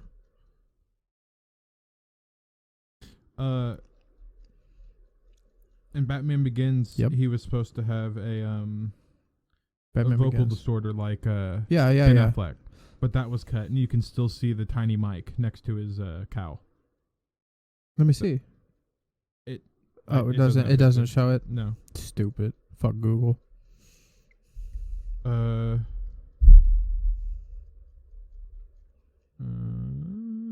So he was supposed to have the voice distorter. So did they go back and redo it? Has it said that? Why did they cut it? It looks like they did one with a voice distorter, and they went back and did it regular. They used Christian Bale's voice instead. So it looks like they did the opposite of what I said. What do you mean? They did a distorter and redubbed it with like they did effects on his voice, and they didn't like it, and they went back and kept his old voice. So the one that we have is the one that Christian Bale did because they didn't like how the reverb sounded. And that's why we got his normal voice. Exactly. Or not his normal voice, but that's why we got his version of the Batman voice. At Okay. least in Begins and Dark Knight. Okay. I really don't mind it. I don't know why people I don't like either. it. I think Bane's voice is a little goofy, but that's just because Bane's Bane, voice is a little goofy Bane because isn't it sounds like... supposed to talk. What? Bane isn't supposed to talk. Oh, that doesn't bother me at all. I'm glad they gave him a talk. I'm glad they made him look villainous. Well, but then still was like, pardon me. but then still were like, but he's actually just not... Bane is supposed to talk, but Bane is a luchador Mexican wrestler, not a white dude. Yeah, he's also not supposed to speak very much English at all. No, he speaks Spanish. No, and the funniest part is a more accurate representation of Bane is... Arkham Asylum and Arkham Knight. And No, Arkham George City. Clooney's. No, not even close. I'm talking I about... mean, for the Mexican guy, yeah. Yeah, Yeah. I meant the way he talks. He's kind of dumb. Yeah. Like, Well, yeah. he doesn't tell you. Go, When he's pumped with... He's also pumped with Venom. yeah. He looks really good. That looks like Bane. That they did a great job on that. I mean, he's still tiny. Well, yeah, but they I know, went with the I real know. person. I still fuck with George Clooney's Batman, man. It's the same reason I didn't like Daredevil with Ben Affleck Ben Affleck. because what's his name? Kingpin. Yeah. It's too small. Oh, he's fucking tiny. With They- what's his obviously name? What's his name? It's oh, your damn dude it. from 8 Mile or fucking Green Mile. Green Mile. Dude from Green Mile. It's the black dude from Green Mile. That's who plays Oh. Kingpin. Oh, sorry. I was thinking of... You were thinking Bullseye. of you were I thinking thought he of was Law too and Order. tiny. No, I was thinking of Bullseye. I wasn't thinking of Vincent Oh, D'Onofrio. you were thinking of fucking I wasn't thinking of Vincent D'Onofrio. I was thinking of Bullseye. Total from- Recall. I was thinking of Bullseye. Yeah, Yeah, that's I the thought Total Recall guy. he was too small. Oh, what's his name? I know, right? Doesn't that bother you? He's from is he in Rock and Rolla? I don't know. I know he's in oh my gosh, I keep seeing every movie he's I know. in and I can't see his name. I know. I can't see his name either. I want to say it's like Ethan, but it's not. It's not. He's in Total Recall. He's in that Oh, it's new something Colin Farrell. Colin Farrell. Colin yes. Farrell. Okay, he's in The Gentleman. He's in that Wizard Magic one. What's that one called? I'm so happy I thought of that name. That's so funny. Oh my god, I can't believe I just said Wizard or Magic one. Fantastic Beasts. Colin Farrell's in Fantastic Beasts, the Harry Potter movie. Is he really? Yes. I didn't know that. Well, technically, it's Johnny Depp now. Because Johnny Depp was disguised as Colin Farrell's character in Fantastic Beasts. And then... well, it's not Johnny Depp anymore. Yeah, it is. Oh, right. It was so sad. I feel so bad for Johnny Depp. I don't know who to feel bad for anymore. I think they were both shitty to each other from what I'm looking at. Yes, I think Amber Heard was worse to him, though. I don't know if I can really... I don't mind having a hot take. I think Amber Heard is the worst person in the relationship. From The worst from the court person. reports and the evidence they really do both have against each other, I'd say they blend into their toxicity. Agreed. But Absolutely. I think that Johnny Depp gets more shit than her Yeah, I think so too. because he's a man. I don't know if it's because of that. Probably. I'm sure it has something to do with that. I'm talking about mainstream media. No, I Me got you. personally, I don't look at it like that. I look at it as for some reason he just gets the shit into the stick. He just seems like such a sweetheart, honestly. I mean, you could argue the same about her, but I don't know. He has good evidence against her. And Amber then she- Heard? No. and then she- man, she just seems like a bitch. Either way, I hate her in Aquaman. Have you seen Aquaman? No. I hate her in Aquaman. You're asking the wrong fucking guy if I've seen a DC Aquaman movie. was really good. No, I don't care. But, oh my God, Ethan, if you do not like the DC CGI, you are not going to enjoy Aquaman. The underwater scenes are rough. They look. It's a stupid fucking movie, That really took me out. Atlantis does not look convincing, dude. They don't know what they're doing. It Yeah. blows. It literally blows my mind. I really liked the underwater scene where he talks to the big kraken thing. That was really cool. Wouldn't know. It's like the center of the earth or something. I don't know. On the Marianas Trench, something like that. The CGI just looks too dirty. I don't know. I don't even know how to describe it anymore. It just doesn't look appealing to me, Right. and I can't get into the movie. And then I also think their stories suck. Yeah. They don't. You didn't like any of the stories? I liked Christopher Nolan's stories. I liked the practicality. I liked the actualism. I like the realism because he used actual sets. Have you seen Have you seen Shazam? No, I think you should give that a watch. that looks too goofy. It is a little goofy, but it's more in line with a Marvel movie than it is a DC movie. I genuinely enjoyed it. Zachary Levi makes me love that movie. It's the grown-up Shazam. Okay. Yeah. Even if you might not like Billy Batson, the kid. That's Why? Shazam. He makes a lot of choices that irritate me in that movie, and kids irritate me in movies. Kids are stupid. Yeah, They're tiny little dumb I people. really like his crippled. I have to say crippled because I don't remember his name. I like his crippled foster brother. He's really well done. But not to give anything away, but the ending is awesome, and it draws back to the Shazam comic books. Really? Yeah, and it sets up number 2, and it's awesome. I'll have to watch it, I suppose. But who's in it? It's oh my God, what is he in? Robert Downey Jr.'s Sherlock. Yeah. The bad guy. From the first one? Yeah. Yeah. He is the bad guy in Shazam. Okay.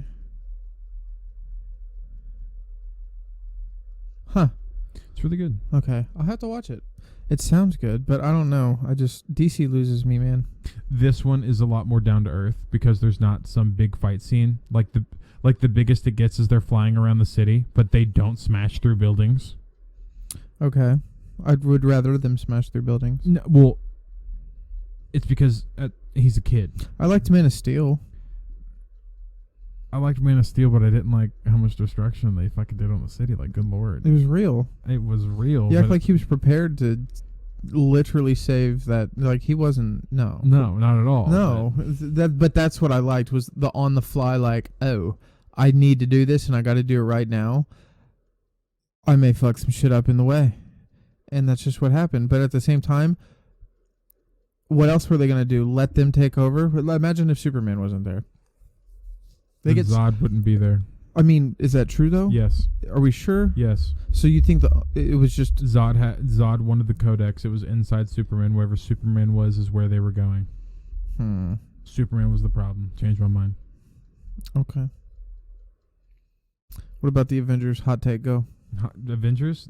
Fucking the reason Ultron is there is because of Iron Man. Okay, well, duh. No one thinks that's not true. Thor said it himself. Your tinkering and experimentation with the Tesseract has sent a wave throughout the entire 9 realms that Earth is ready for a higher form of war. They started the endgame whenever they fucked with the Tesseract. I don't think it said that they're ready for a higher form of war. As thought. No, as Vision said it. No, the very thought of the Avengers draws conflict. Well, it's not even that. It's just that. What he said. That makes more sense than what Thor said. But I think what makes more sense than what Thor said is it doesn't necessarily say they're ready for a higher form of war. It's just we are tinkering in the same playing field now. Like we're on. That's what. Yeah, Thor like meant. we That's have exactly what Thor meant. like we're discovering this technology, but I don't think that necessarily means hey, we're ready for that. Like what?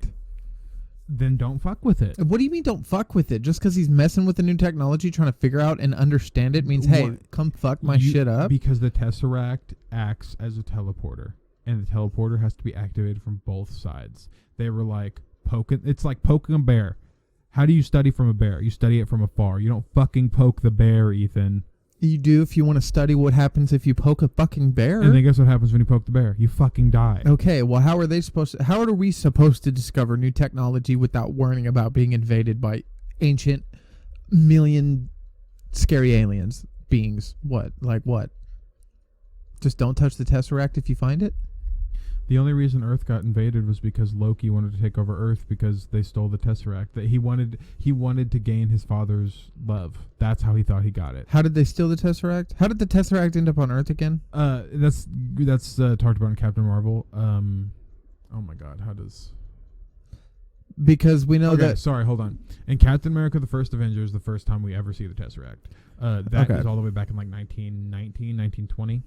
1918 is the lowest I'll go. But it was hidden there by Odin. Odin put it on Earth Okay. because he went on a quest for all 6 Infinity Stones, the theory at least. And instead of keeping all 6 Infinity Stones... Did he find them? What? In the theory.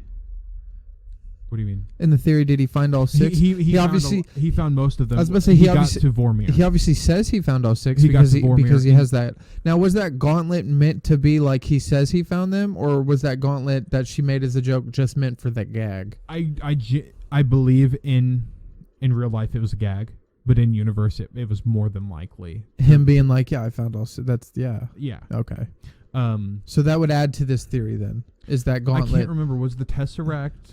The Tesseract was in Asgard, in Thor. I don't remember the Tesseract in Thor. No, because Loki stole it. I remember. I don't know. I get Thor and Avengers mixed up a lot. The beginning of Avengers. Because I know. Do you know what I'm talking about? Yeah. At the end of Avengers 1, Thor took the Tesseract and Loki back to Asgard. Does Avengers 1 count now? Why wouldn't it? Because that Loki took the Tesseract? Yeah, Loki is in a different time. Okay, but different. technically that's not even our... That is our Loki. But it's not. It is. He just hasn't gone through he hasn't finished his life. That is our Loki. It is technically not. It's a different Because we went back in time and that's yeah, the Loki and that it's took a different it's a different multiverse technically. Mm-hmm. But for all intents and purposes, that is Avengers 2012 Loki. The only reason he's not our Loki is because he's not 2023 or 2019 Loki. Now, He just hasn't been through the events of Thor Ragnarok. That's us it. viewing the Avengers movie, Mm-hmm. what is that? Well, that would Is be, that a version of before they ever went there? Back in time? no? Did technically that event still happen though? The way the way I Because like that's what I have trouble. the way fucking that I like to understanding. put it is have you ever seen Harry Potter? Yeah, Do you remember the scene where Hermione does the time travel. Okay, hold on. Oh, that loop. Yeah, okay. Oh boy. It's you are not changing the future by throwing the rock. You would have always thrown the rock. You not throwing the rock is changing the future. Wow, that reminds me of Tenet. So, in game, they always went back and took the stones. But Loki didn't always grab that Tesseract. Yes. So that is the That's where they multiverse. fucked up. That's where they fucked up. Okay. Is if he didn't grab the Tesseract, all lines would be closed. Because he grabbed the Tesseract, TVA stepped in. I just meant if I'm watching the movies now that Endgame is technically established. Yeah. If I'm watching the movies and I watch Avengers, am I Mhm. technically still watching an accurate depiction of those sequence of events? Does that make sense? Yes. Unless Loki comes out and they place him in the future, because what it seems like is they're going to be like, okay, since you did this for us, we won't Like, we'll save you. We'll let you live past your death. But it's iffy because what I'm trying to understand is the iffy part, which maybe I'm thinking about it too hard, but I feel like I'm not, because I feel like that should be a simple concept. Because since they've changed what happened during the Avengers movie in the Battle of New York, when you watch the original Avengers movie, none of that happens. No, it is. That's what I'm saying. That's the Hermione. That's why I explained it. In the events of Avengers, in our head now, the Avengers in Avengers 2012, if you go back and just watch Avengers 2012, yeah, you can now, with new insight, you can know this Endgame, is happening, but eventually... But no, not eventually. While we're watching, when we see them standing above Loki, the fucking Tony Stark and Ant-Man are right there around the corner. And always have been. But we won't see Loki pick up the Tesseract. No, we won't see that, but it always happened. Now. But that's not how time travel works. Right, but okay, hold on. Because Loki picked up the Tesseract, that does branch us. That is a branch. That is a causality. Okay. That isn't supposed to happen. That does cut us away from our own timeline. They just picked a very specific form of time travel. Exactly. I think they're still trying to stick with, if you don't touch an Infinity Stone, you can go back in time and do whatever you want. For reals? The stones are what cause the time paradoxes. But couldn't you do something that would cause a shift in a reality but wouldn't cause a paradox? Well, so I could literally go back and shoot Hitler and then come back to this reality, but there would still be a Hitler, but it's not Hitler. Exactly. Yes. But in that timeline in that timeline I went to, I fucking killed that Hitler, and now Hitler's dead. Because even yes if and no. once I leave it, I still killed him. Yes and no. That's how they're saying Steve Rogers is still alive. Peggy's husband is Steve. Her 2 kids are Steve Rogers' kids. I know. I've heard this theory before, but that's also not the theory. The writers confirmed that is true. That also, okay, then that goes back to the Hermione concept. Yes. He always went back in time. He was always her husband. That nails down my theory even more. That sounds like, okay, but your theory contradicts their saying you can't change the future by changing the past. But you're not changing the future. It was always bound to happen. You always went back in time. He never didn't go back in time. What the fuck? That's hard to wrap my head around. You're not supposed to. It's fucking time travel. I know, but it's not supposed to make sense. I mean, they obviously understood it enough to write it down. Yes and no. I don't think anybody actually understands this is how that works. That's not true.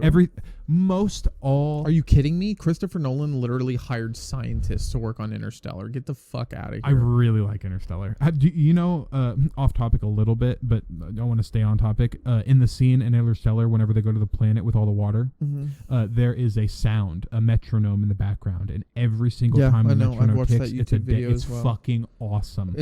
I know, but it's also not accurate. It's also it's not. Me and Mom did the math.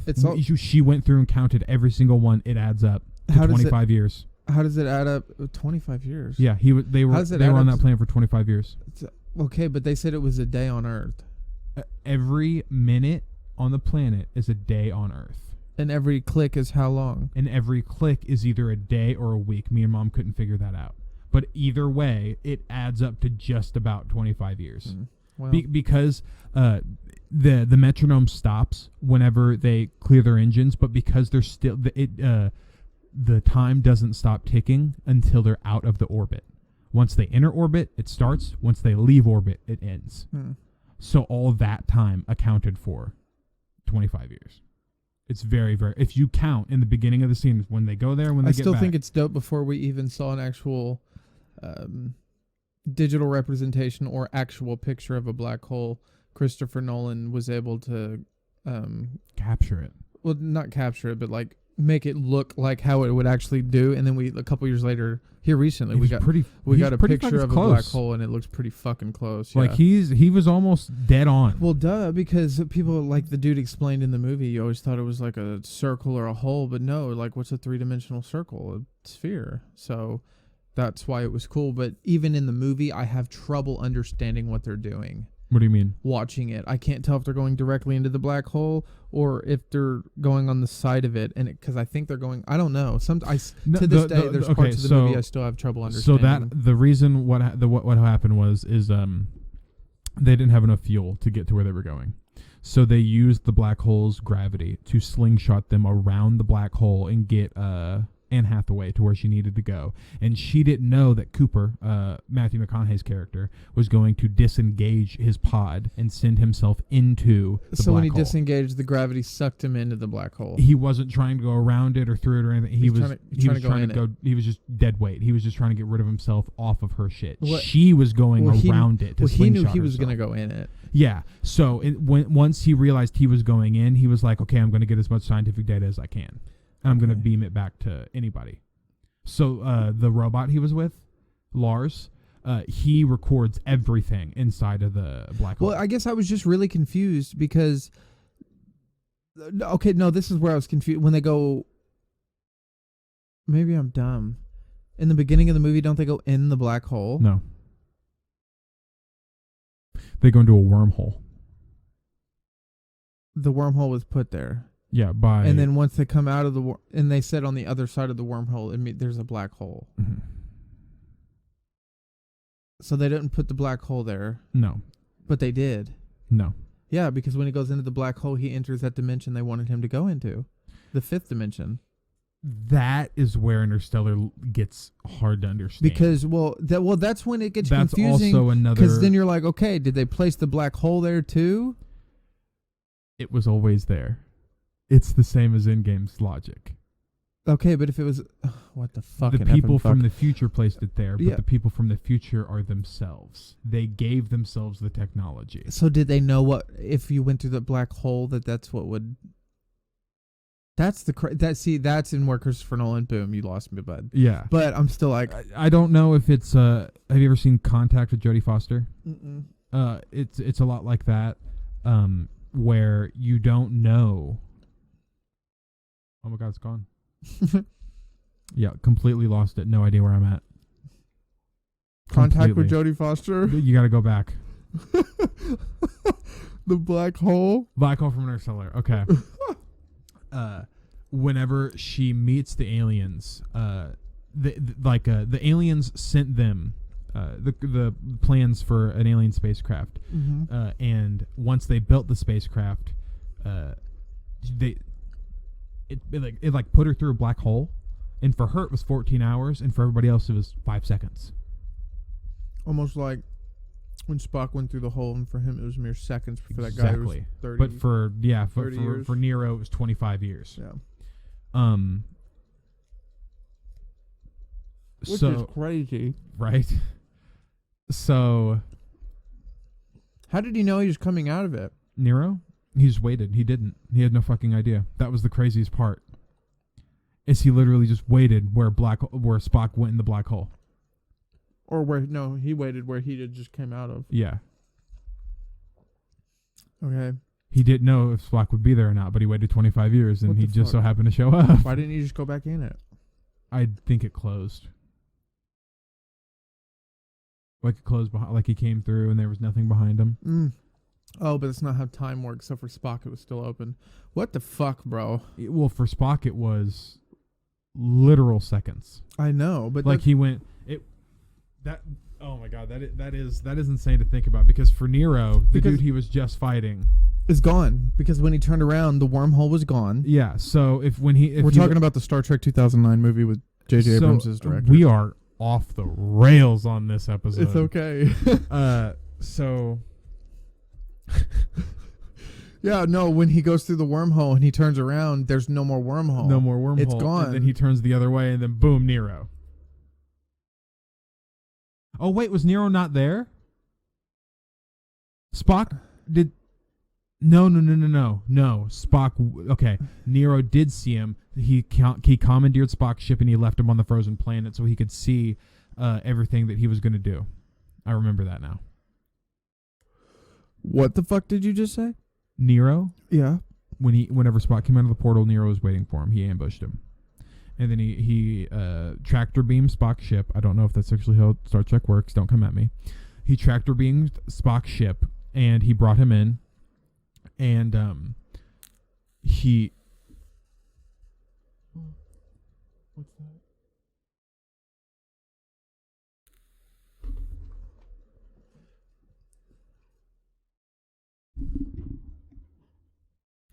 Once he comes through the portal, Nero is waiting for him, and he tractor beams him, and then he gets him on the ship. And once he gets him on the ship, he's like, "Fuck you, Spock. I don't know what time we're in, I believe, but I'm gonna put you on this ice planet so you can watch me destroy the universe that you know is gonna happen." Basically, I believe. I don't care about the time travel part. I'm just talking about the wormhole part. What was your question? My question was, we were just talking about the concept of the fact that once Nero went through it and then waited for Spock to come out, or was no, because Nero was chasing Spock, wasn't he? Mm-hmm. So then Spock would have waited years, but Nero was the one waiting. So I'm confused now. Who was chasing who? Nero came through 25 years later, and Spock came through 25 years later, but it was 5 seconds. Okay. I'll double check and make sure. My point is, either way, one of them looked behind them and the wormhole was closed, waited, and then boom, one of them popped out 25 years later. And that just blows my mind because, like you said, you wouldn't know if they're coming other than you would assume they got sucked in the wormhole with you. What's it say? Destiny texted me. Oh, I know. She already texted me. Do you know what she wants? Yeah. Okay.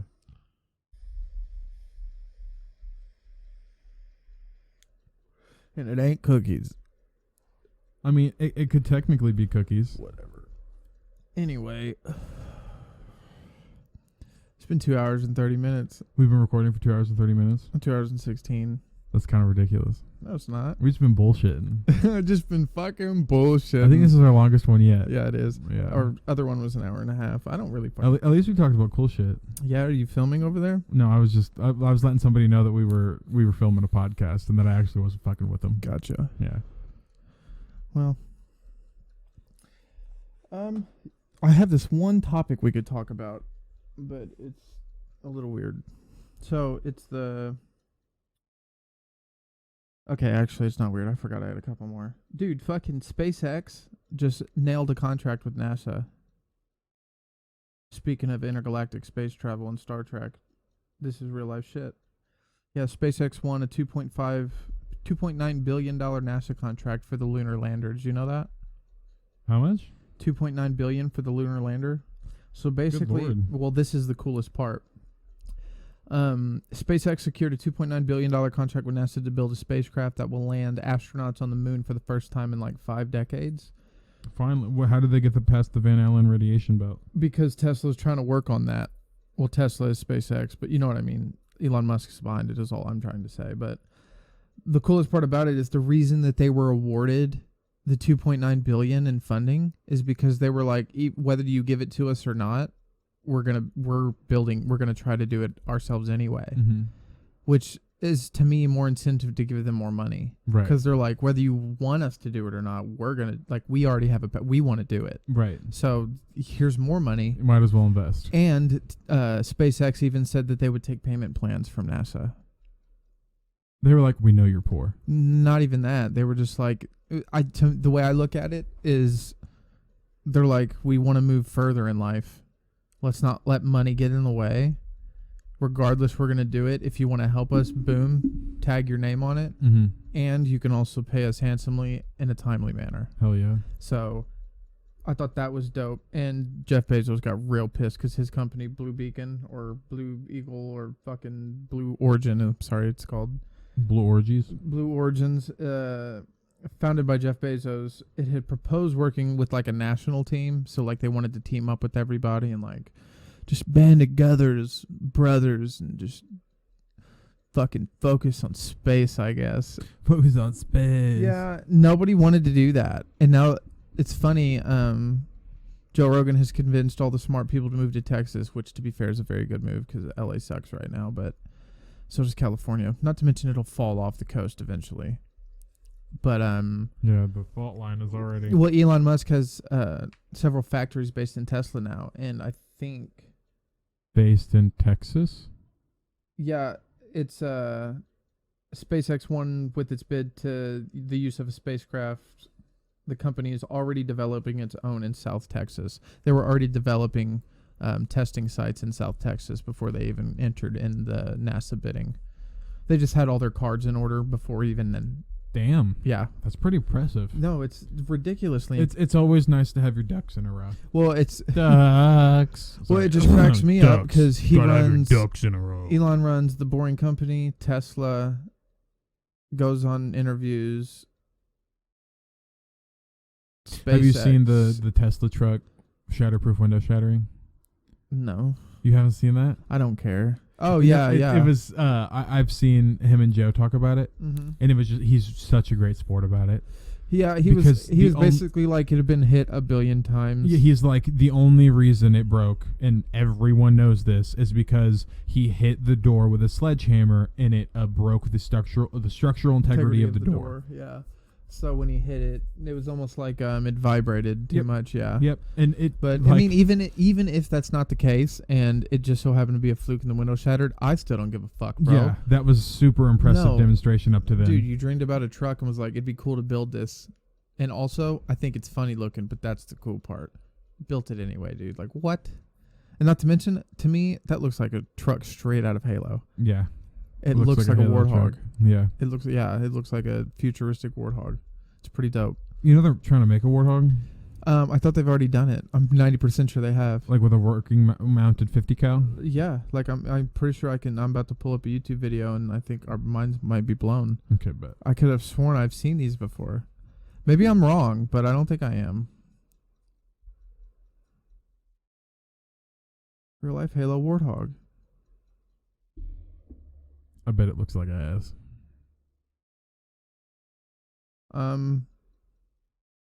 Yeah, you're wrong, bud. Are you pulling her up on the tube? Hell yeah, dog.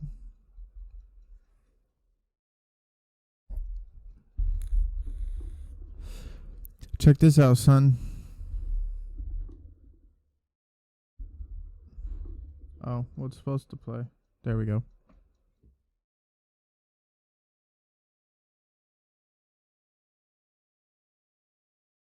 Should be playing. I don't know how much sound's on there, but for those who can't see, I'm just proving Josh wrong. It's a little big. And there's no green dividers on either side of the 50 cal. Hashtag not my warthog. Jesus Christ. There's other As ones. good as there's- that looks. There's other ones without the 50 cal. Here, I'll show you more. That looks more like the Fortnite Here. Halo Master Chief truck.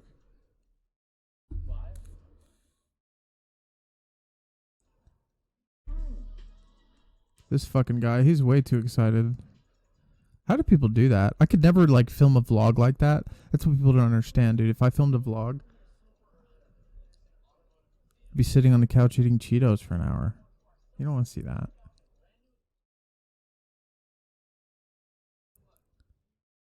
No one cares if you're a fucking huge fan of Halo, bro. I got it. Damn, dude. Don't freeze my phone.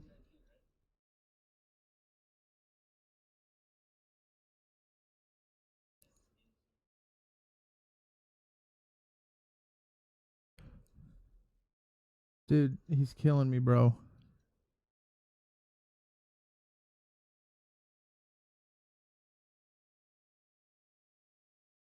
Just Iron Man. What Oh, the this fu- is all Iron Man stuff. That's his car from the movie. That's Oh, another car shit. from the movie. That's a Sparrow from Destiny.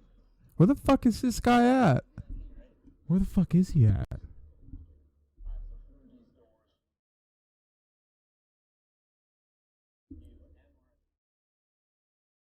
It's a new It's an experience at the museum. So he's at a certain museum.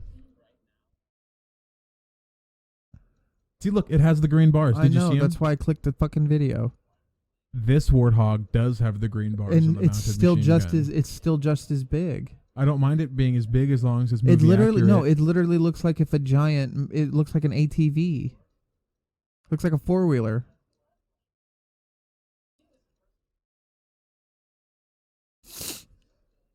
What the fuck? Okay, that's ridiculous. But yeah. What's funny is I think that's actually to scale. And then you have people that do shit like this.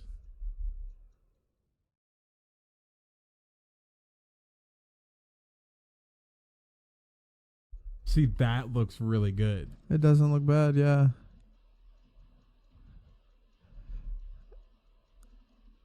What is this I know on? that car.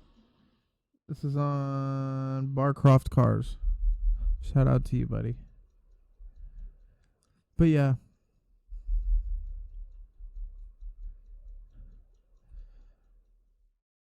Real life warthog. But I thought that was dope. So they secured a contract with NASA. So we'll probably be on the moon here soon. And then the funniest part is they're building theirs for Mars. And NASA SpaceX is building theirs for Mars, and NASA's is for the moon. So they were aiming high, and they were like, we just want to go back to the moon. Keyword on back. I don't know why they'd need help going back. Think about that. Because they lost the technology. Have you not heard? Get the fuck out of here, dude. Did you not hear? They lost the technology. Can't wait to hear this. Directly from the mouth of NASA's director of flight. Yes. We no longer have the technology to go to the moon. We lost it. That is all he explained. You don't find that a little coincidental? No, I find that absolute bullshit. That's ridiculous. Just like... Lost it. How do you Okay. lose? How did we get through the radiation belt? Okay, we lost the technology. Do you not know the science? What do you mean? Them. Exactly. How do you forget how to make Did a you fucking... not write it down, like bro? What? It's also like the tapes we filmed.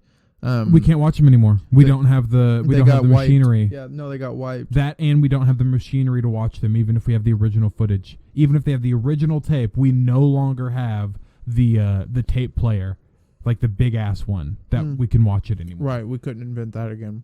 We don't know how to make it. We don't have, the internet that can literally pull up the schematics for it. This shit cracks me up, bro. You got people bidding for space, and they're like, we don't know how to remake a video. You remember in like 1960 when nobody was really questioning us? Yeah, we fucked up. We didn't really go to space. And now Bro, that you guys, that literally sounds like people that didn't realize that maybe we would still be talking about it. They were like, no, they'll forget about it, bro. We went to the moon. That'll be it. Like, it'll be over. Like, no, bro, you fucked it up. You ruined it. they were like, Because okay, now we're good now. Let's go back. Because now every president that gets in office, they get in there and they read it and they're like, fuck, we really didn't go. we really didn't go to the moon. Fuck, I thought I was gonna come in here and be like, these bitches, they don't even and know. Be like, no, it's fine. We win. It's okay. Everybody calm down. But no, now I got to keep up this facade, dude. And that explains all their shitty moods. Think about this. That's why Barack got gray hair in Dude, 8 years. think about it. It always comes back to the moon, and how frustrating would that be? What if it just always came back to the moon? So, yeah. Out of all the crazy presidents, I really think Trump would have been the one to give us all the crazy alien secrets.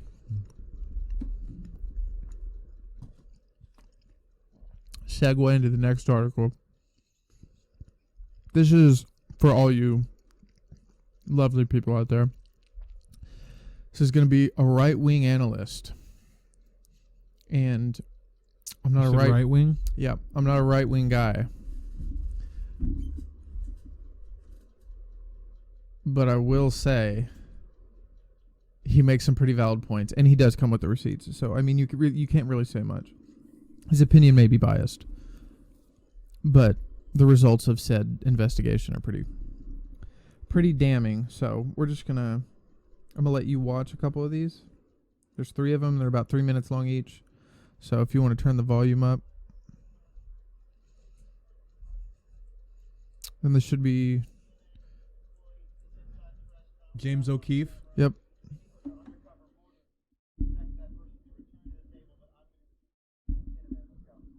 Here, do you want to put the microphone up there?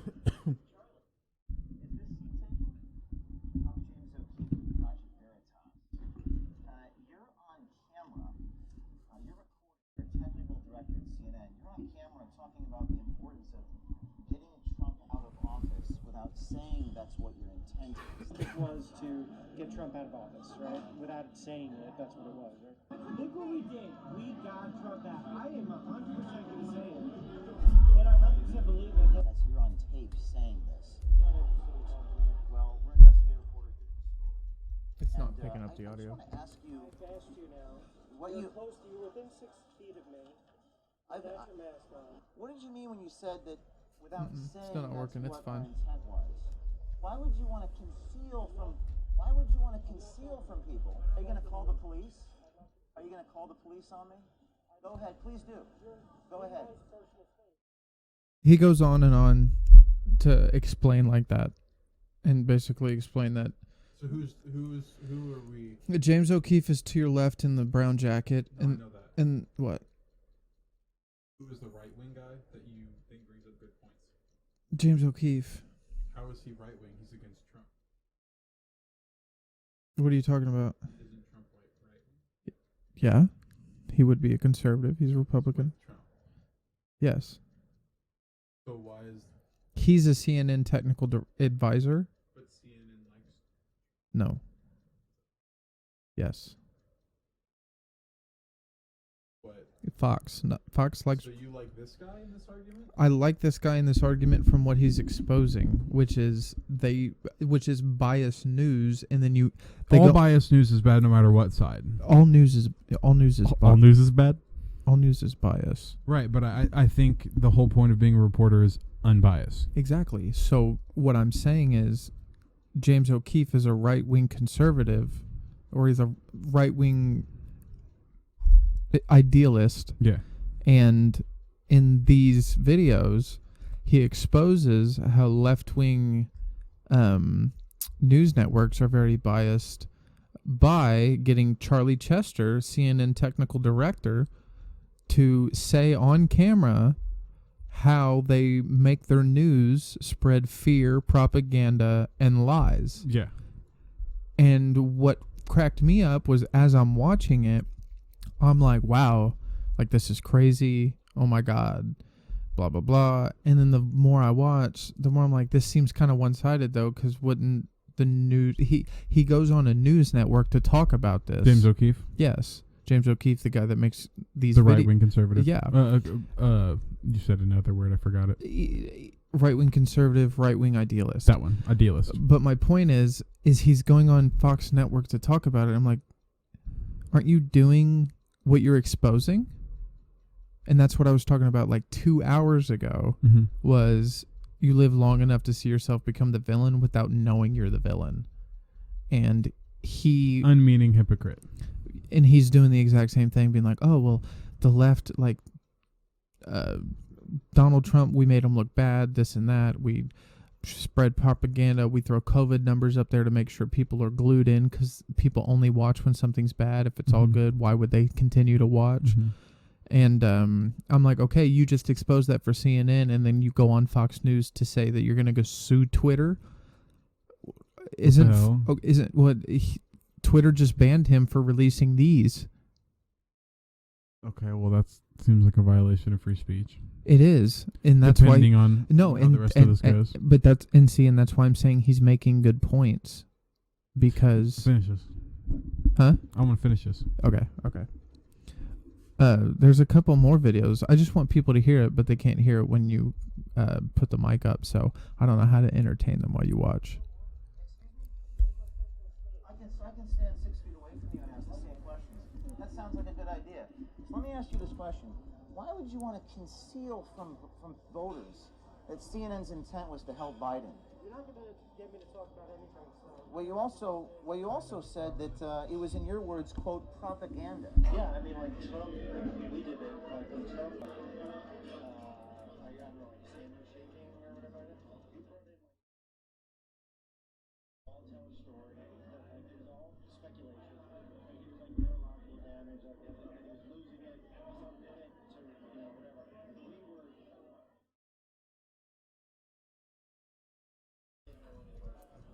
Yeah, see, They were making it up. Yeah, He thinks it's propaganda. He was making it up. he says you nonchalantly admitted in your medical analysis of Trump that it was all speculation. Dude, and he goes in depth, and he just has more receipts of this motherfucker spatting it off. I just want to put it out there. I am a little biased because I don't like Trump. I don't like Trump either, but like this guy James O'Keefe, I so far he's bringing up good points. yeah, let me skip it to the next video. I was invested into what this guy was not gonna say to his question. He ends up walking out, but he ends up getting exposed anyway. So here, I'll show you. Next one.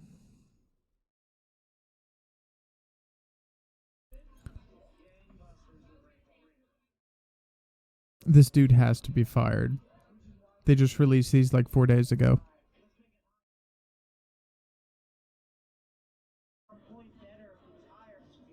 I do want to point out the way he edits the video.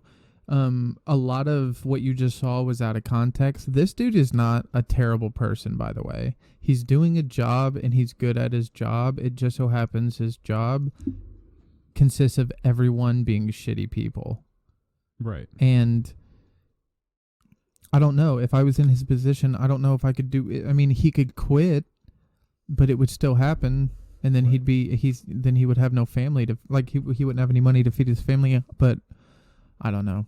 But you see later in the video, they show the full expose of him basically talking out his ass, and that's why he got caught. But it's in context, and it doesn't sound so terrible, but bad. Talking out of his ass in context. Yeah, it's bad nonetheless, but not as. Yeah, if it bleeds, it leads, he says. That is the worst fucking line I've ever Well, heard. like he said, no one ever says those things out loud, but they don't have to say it out loud to know.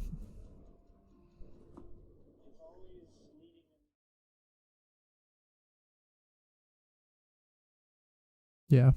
Fear drives numbers. Fear's the thing that keeps you tuned in, he says. What a great guy.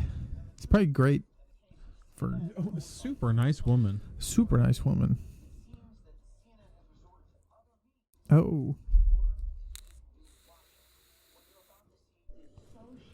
Oh shit.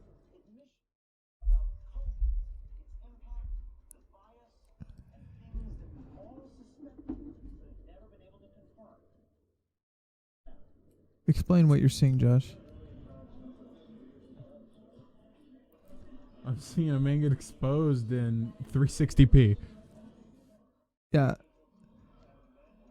Yeah, he said the happiest days in news, I'd imagine people would turn their TV off. But if it's bad, they would stay glued to it.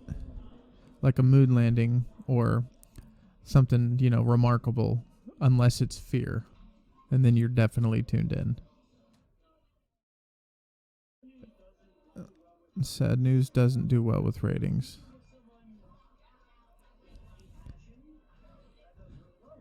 Jesus.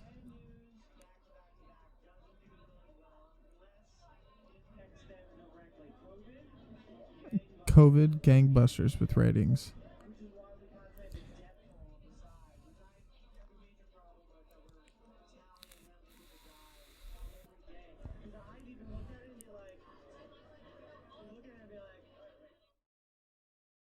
Jesus.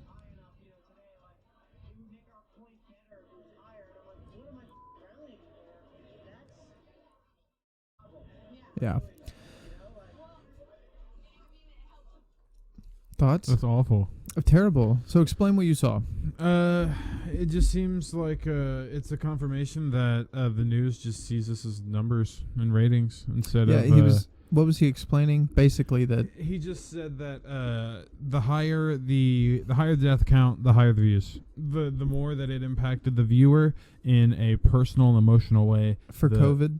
For COVID especially, the more views that it. So would they get. would keep like the death count on the side. So and and they would even like inflate the numbers and say why isn't this high enough? Yeah, we need to make this higher. And he never directly says they inflated the numbers. They never directly state we need to inflate these numbers, but he said they would say that they wish they were higher. So it's people phrased would in a state, way that it's more than likely they probably fudge some numbers sometimes.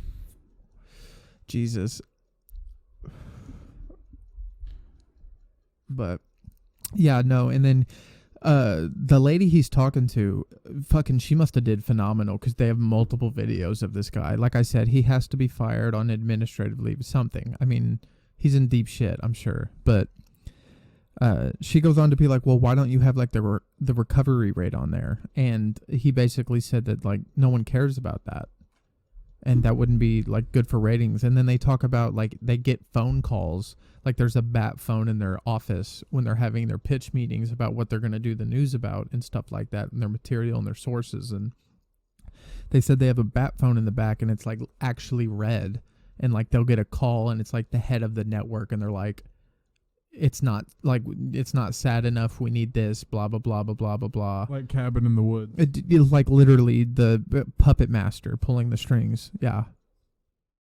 That's absolutely ridiculous. And I fell into it and was like, man, this is believable. And then I'm like, they're doing the same fucking shit on the other side too, except I'm watching it from the other side.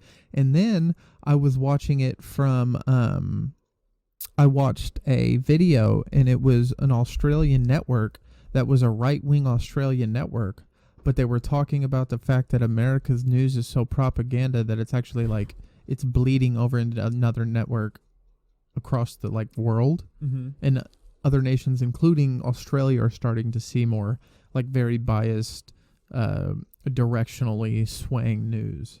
That's oh my gosh. We're bleeding into the other world. We've been bleeding into the other. We stick our dick everywhere. What do you expect? We flop our dick everywhere. Yeah, that's true. Jeez. But my God. So it's absolutely ridiculous. Having fun over there? No. No. Hard work. Well, you know. I do know. You do know. I know better than most people, brother. Pull it up, Jamie. No. Damn. How rude. But that's about all I had. No shit. What? No shit. Yeah. That's about all that's about all I had. I have one more video if you want to watch it. What video is that? It's Is it another depressing? one. It's the part 3 of the. Oh lordy lord, we gotta hit it with part 3. Gotta hit it. Do you gotta hit it with part 3? Possibly.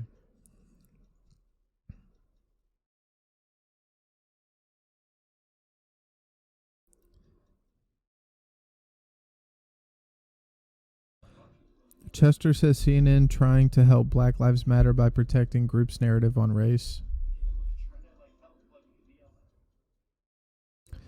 Director, we're CNN trying to help with the BLM through supportive narrative.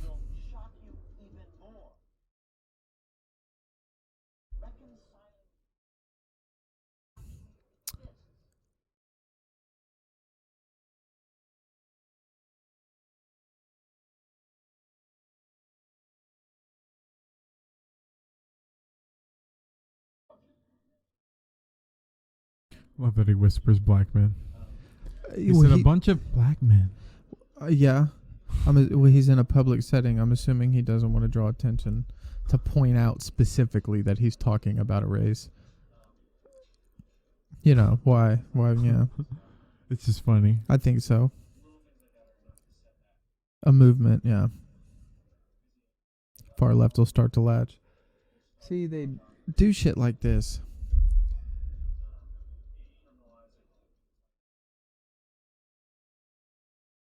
Yeah. Can't stand it.